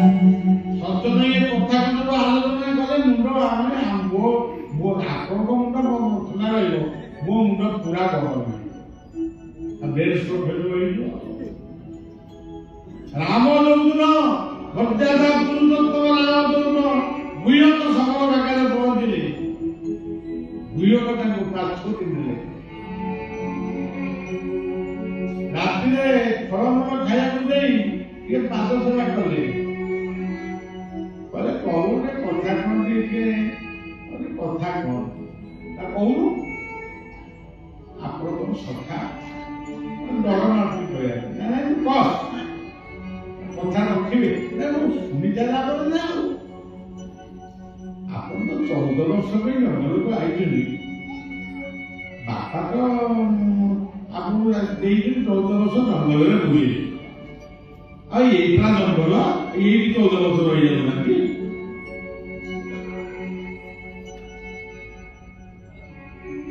ମର୍ଯ୍ୟାଦା ପୁରୁଷୋତ୍ତମ ରାମ ଶୋଇଛନ୍ତି, ଲକ୍ଷ୍ମଣ ପାଦ ସେବା କରୁଛନ୍ତି, ଗୁହ୍ୟକ ବି ପାଦ ସେବା କରୁଛନ୍ତି। ସୀତା ମଧ୍ୟ ମସ୍ତକ ଯେତେବେଳେ ମସ୍ତକକୁ ଟିକେ ଆଣନ୍ତି। ଏଇ ହଉଛି ଜୀବନ, ଏଇ ହଉଛି ପାରିବାରିକ ଜୀବନର କଥା। ଗୋଟେ ରାମାୟଣ ଭଳିଆ ଗ୍ରନ୍ଥ ଗୋଟେ ପାରିବାରିକ ଜୀବନ ବିଷୟ ଶିକ୍ଷା ଦେଇଛି। କିନ୍ତୁ ଯୋଉମାନେ କହୁଛନ୍ତି ଏଇଟା ରାମ ଭୁଲ କଲେ, ସେଇଟା ରାମ ଭୁଲ କଲେ, ଆସନ୍ତୁ ଥରେ ପବିତ୍ର ଶିଶୁମାନଙ୍କ ଆଶ୍ରମରେ ରାତ୍ରି ଯାପନ କରିବେ। ପାଇକାରୀ ନଦୀ, ମହାନଦୀ, ଚିତ୍ରପଡ଼ା, ତ୍ରିକୋଣ ଭୂମିର ସେଇ ଗୋଟେ ଗହିର ଭିତରେ ଗୋଟେ ଛୋଟିଆ ଆଶ୍ରମ, କିନ୍ତୁ ରହିବା ପାଇଁ ସୁବିଧା ଅଛି। ମତେ ପଚାରିଲେ କୋଉଟା ରାମ ଭୁଲ? ତମେ ଏମିତି ଠିକ କରୁଛ, ରାମ ଏମିତି ଭୁଲ କଲେ। ସବୁ ହଉଛି ଆଧ୍ୟାତ୍ମିକ ବିଦ୍ୟା। ସୀତା କାଳେ ପାତାଳି ହେଇଗଲେ, କେତେ ଜଣ ନାରୀ ପାତାଳି ହେଲେନି? ପୋତା ହଉଛି, ପୁଣି ତାଙ୍କୁ ମରଣ କରିଦିଆ ହଉଛି, ପୁଣି ତାଙ୍କ ହାତରେ ଲେଖା ହେଇଛି ଓମ୍ ବାଂଲା ବଢିଆ। ଏବେ ଗୋଟେ ପେପରରେ ଆଉଟ ହେଇଥିଲା। ମୁଁ ବଢିଆ ଯେତେବେଳେ ଯାଇ ଗୁଜୁରାଟ ନା କହୁଥିଲା, ବୋଲି ଆରେ ପୋଲିସ ଆଜି ମତେ ଲାଗିଗଲା କଣ? ଇଏ କହ ଓମ୍ ବାବା ବଢିଆ ଲେଖିଛି, ତୁ ତ ଦେଖିଲୁ କାହିଁକି ଦେଖିଲୁ? ତେଣୁ ସଜ୍ଜନ ଆଧ୍ୟାତ୍ମିକ ବିଦ୍ୟା। ସୀତା ଅର୍ଥ ତୀର୍ଥ, ସୀତା ଅର୍ଥ ଗଙ୍ଗା, ସୀତା ଅର୍ଥ ସତ୍ୟ। हे ବସୁଧା ମାତା ମତେ ତୋ କୋଳରେ ସ୍ଥାନ ଦେ। ପାତାଳ ବସୁଧା ଦି ଫାଳ ସେତେବେଳେ ରହିଗଲେ ଆଉ କୋଉ କଣ ଆପଣମାନଙ୍କ ଭିତରେ ମଧ୍ୟ ଆଧ୍ୟାତ୍ମିକ ବିଦ୍ୟା ଖାଲି ବଡ ବଡ କଥାକୁ ନେଇକି ଚର୍ଚ୍ଚା କରୁଛନ୍ତି, ଛୋଟିଆ ଛୋଟିଆ କଥାକୁ ଭୁଲି ଯାଉଛନ୍ତି। ଭାଗବତର କିଛି ଦିଟା ପଦ କହିଦେଉଛି, ବଚନ ମଧ୍ୟରେ ସତ୍ୟବାଣୀ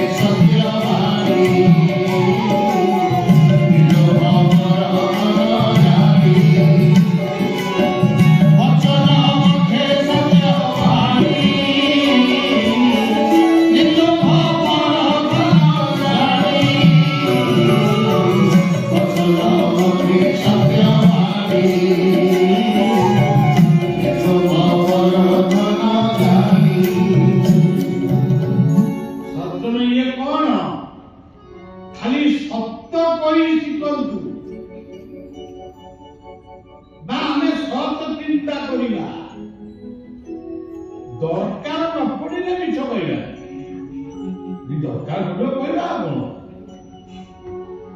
ଗୋଟେ ବାପର ତିନୋଟି ପୁଅ ସବୁ ଯାକ ମିଛୁଆ ହେଲେ, ଚତୁର୍ଥ ପୁଅ ଟିକେ ଦେଖିକିରି ବାପ କହିଲେ ଇଏ ପୁଅଟା ବୋଧେ ମୋର ମିଛୁଆ ନୁହେଁ।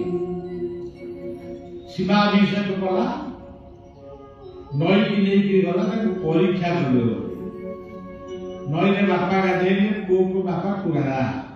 ପୁଅ 10-12 ବର୍ଷ ହେଇଗଲାଣି, ବାପା ମିଛରେ କହିଲେ ପୁଅ ଏଇ ବାଟ ଦେଇ ଗୋଟେ ବଡ ମାଛ ଗଲା ଦେଖିଛୁ ନା? ନା ହଁ ପରା ବାପା, ତା ନାଦଟା ମୁହଁରେ ବାଡେଇ ହେଇଗଲା। ବାପା କହିଲେ ଆରେ କୂଳ ବାଳୁକା ସମସ୍ତେ ମିଛୁଆ, ମୁଁ କହୁଛି ତୁ ସତ୍ୟା ବୋଲି। ସତ ସତ୍ୟଂ ବଦିଷ୍ୟାମି ନୂତନ ବଦିଷ୍ୟାମି, ଇଏ ହଉଛି ସବୁ ଶ୍ଳୋକ ସଂସ୍କୃତର, ତାକୁ ଆମ ପାଖରେ ସରଳ ଆକାରରେ ପହଞ୍ଚେଇଛନ୍ତି କବିମାନେ। ସତ କହିବାକୁ କିଆ କହିବି ସତ, କହି ପଛେ କଲେ ମରିବି ସତ, କହିବାକୁ କିଆ କହିବି ସତ, କହି ପଛେ କଲେ ମରିବି। ମୋତେ ଏତିକି ଶିଖା ଛାଡ଼ିଲେ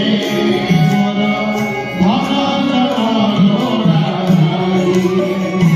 ମୋତେ ଏତିକି ଶିଖା ଛାଡ଼ିଲେ ମୋର ଧନ ଲୋଡ଼ା ନାହିଁ। ଆପଣ ଭୁଲ ଗଛର କହିବି ଗୋଟେ ଏତିକି ଶିଖା ସାହି ମୋର ଧନ ଲୋଡ଼ା ଅଛି, ଓଳା ହେଇଯିବ ପୁରା ଗୁରୁମା। ହନୁମାନ ରାମ ନାମ ଜପ କରିକି ତାଙ୍କର ସେ ତପସ୍ୟା କରୁଛନ୍ତି। ଲୋକ ଆଣିକି ଗଦା କରୁଛନ୍ତି, ଖୋଜିବେ କଣ, ମାଗିବେ କାହିଁ? ଲୋକ ତ ଗଦା କରୁଛନ୍ତି, ଲୁଗା ପଟା ଚାଉଳ ପନିର ସବୁ ଗଦା କରୁଛନ୍ତି। କିଛି ଚୋର ଭାବିଲେ କହିଲେ ଆରେ ଆମେ ଏତେ ଆଡେ ବୁଲିକି କାହିଁ ଚୋରି କରିବା, ଲୁଚି ଲୁଚିକିରି। ସେ ବାବାଇ ତ ସବୁବେଳେ ଆଖି ବୁଝି ବସି କଣ ପାଟି ପାଖ କରୁଛି। ସେଇ ଚାରି ପାଖରେ ଯୋଉ ଜିନିଷ ଗୁଡାକ ଅଛି ସବୁଥିରେ ରାତିରେ ନେଇ ଆସୁଥିଲା, ଆଉ ସେଇ ଯେତେବେଳେ ଆମ 10 ଟଙ୍କା ହେଇଯିବା, କୋଟି କୋଟି ଟଙ୍କା ରଖିଲେ ଆମ କଣ। ଯେତେବେଳେ ଚୋର ଯାଇକିରି ଗୋଟାଏ ଜାଗାରୁ ଉଠେଇକି ଦେଖିଲା ଜଣେ ଧନୁଷର ଧରିକି ଠିଆ ଚୋରି କରିବା ମରିବୁ ଦାଦା। ଦୌଡ଼ିକି ପଳେଇଲା ଆର ପଟକୁ, ସେପଟେ ବି ଆଉ ଗୋଟେ ରାମ, ପୁଣି ଏପଟକୁ ପଳେଇଲା, ସେଠି ଗୋଟେ ରାମ, ଏପଟକୁ ପଳେଇଲା, ସେଠି ଗୋଟେ ରାମ। ସେଟା ତ ଦୌଡ଼ିଲା, ରାମ ବି ତା ପାଖକୁ ଦୌଡ଼ିଲେ ଆଉ ମାଟି ପତ୍ର ଭଳିଆ। ସେଇଥିବ ସେଟା ହାତ ପିଟି ଯୋଉ ଯାକ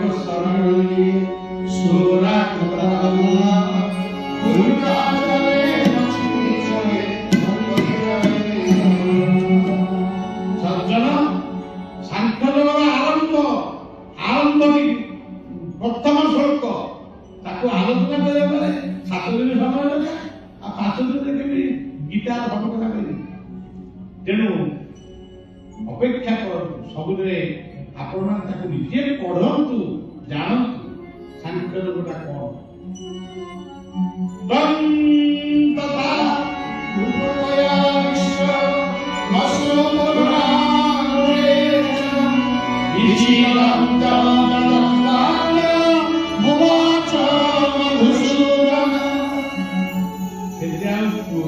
ଭଗବାନ ସେଠି କୃଷ୍ଣ ହେଇନା ବ୍ୟାସ ତାକୁ ମଧୁସୂଦନ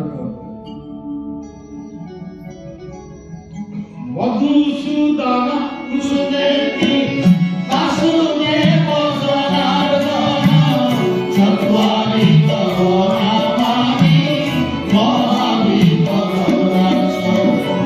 মধুসূদন কুসুমেতি বাসুদেব জনার্দন চত্বারিত নামানি মহাবিপদনাশ।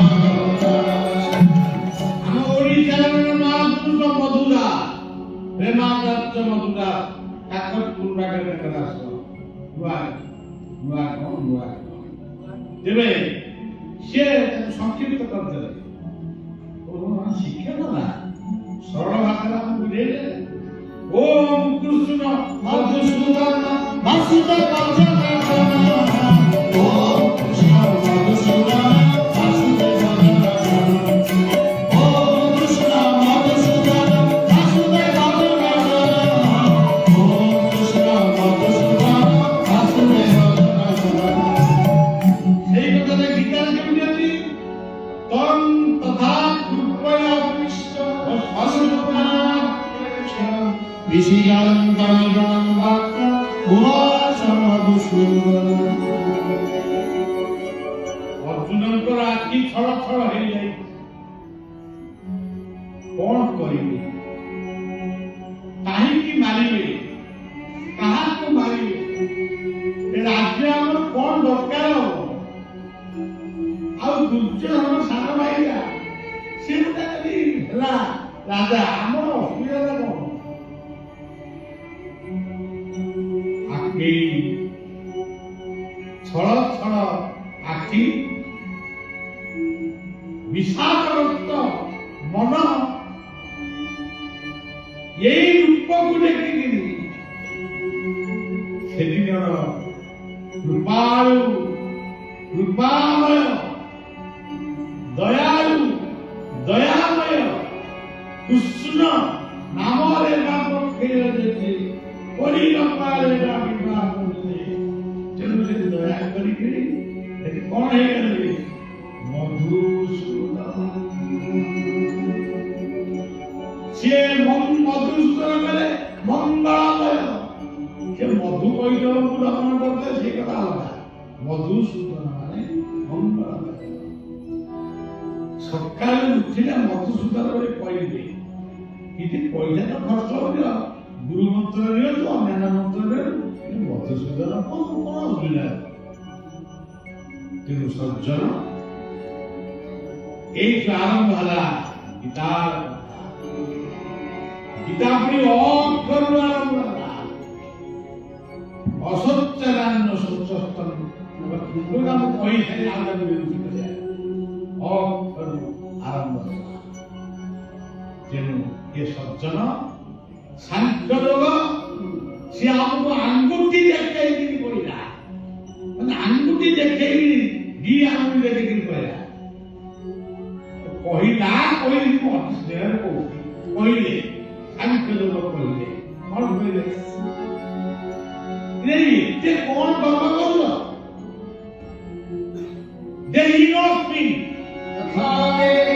কৌমারং যৌবনং যদা তথা দেহান্তর প্রাপ্তি ধীরস্তত্র নৈহতি। ଆଜି ଯିଏ କୁଆ କୁଆ ହେଇ କାନ୍ଦୁ, କାଲି ସେ ରାସ୍ତା ହେଇକି ନେଇ, ତାପରେ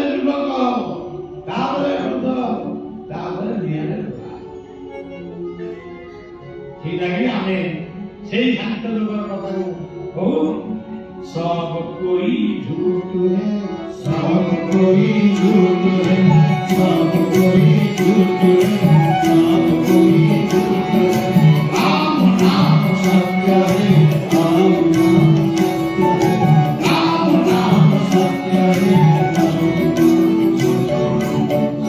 ये दुनिया रे देहर मिथ्या सकल संपन्न विरोध ये जो पुराण कथा सब बोला तेरे देहिनुस्मिन् यथा देहि कौमारं यौवनं जरा तथा देहान्तर प्राप्ति धीरस्पष्ट तेणु सज्जन एमती तो कथा चालिले चालिब आउ मु 3 मास ହେଲା ମତେ ସମୟ ନାହିଁ କେହି ମତେ ପଇସା ଦଉନା ये ବଢିଆଟା ସେତେ କପିଲାଣି याକୁ 10,000 କି 20,000 25,000 ଦବା ସେ କଥା ନାହିଁ ये ପିଲାମାନେ ଯଦି କ'ଣ ଦେବେ ତେଣୁ ମୁଁ ଜାଣିନି ତେବେ ଏଇ ନାହିଁ କିନ୍ତୁ ଗପି ଗପି ମୋ ତଣ୍ଟି ଫଣ୍ଟି ଖରାପ ହେଇଗଲା କଥାଟି ଆଜି ଏଇଠି ରଖିବା ପୁଣି କାଲି ଅନ୍ୟ କଥା କହିବା ସବୁଦିନ ସବୁ କଥାଟା ଶୁଣିଲେ ଭଲ ଲାଗିବନି ମନେ ବି ରହିବନି ଆଜି ସାହିତ୍ୟ ଜଗତ କଥା କଲା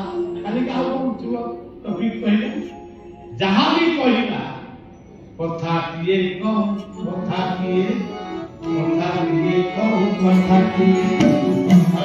कम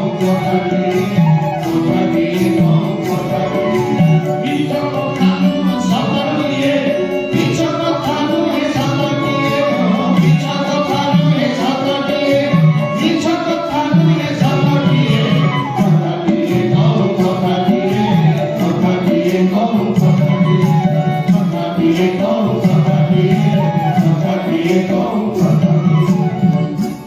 ଏଭଳି ଶାସ୍ତ୍ର ଏଇ ଆମେ ଏଠି କହୁଛୁ ମୁଁ ଶୁଣୁଛି 2 ଦିନ ପରେ ମୋ ସାନ ଭାଇ ଆମର ପ୍ରଜ୍ଞାନନ୍ଦ ଗୀତା ଆଲୋଚନା ଚକ୍ର କରିବେ ସେଠି ଶୁଣିବେ ସେ ବି ଗୋଟେ ରୋଗାର କଥା କହିବେ ଆମେ ବି ଗୋଟେ ରୋଗାର କହିବୁ ଆଉ କିଏ ଆସୁ ଚିନ୍ମୟ ମିଶନ କିଏ ସେ ତ ଅନ୍ତ ତାକୁ ଆଉ ସଂକ୍ଷିପ୍ତ କ'ଣ କରିବା କଥା ଏଠି ରଖିବା ଶ୍ରୀମ भगवद गीता श्रीमद् भगवद गीता श्रीमद् भगवद गीता श्रीमद् भगवद गीता गीता गीता गीता गीता गीता गीता गीता गीता गीता गीता गीता गीता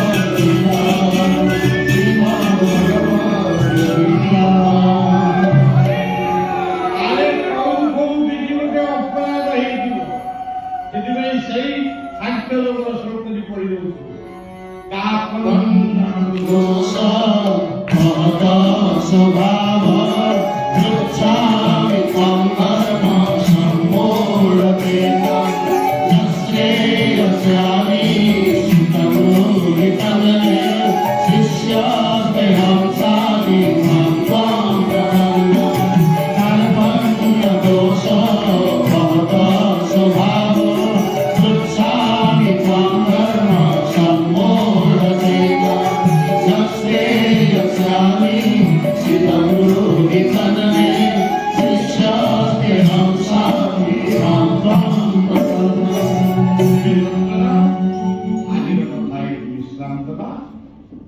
প্রমাণ সহিত কালী ঠিক 6টা ବେଳେ সন্ধ্যা পরে আসবে।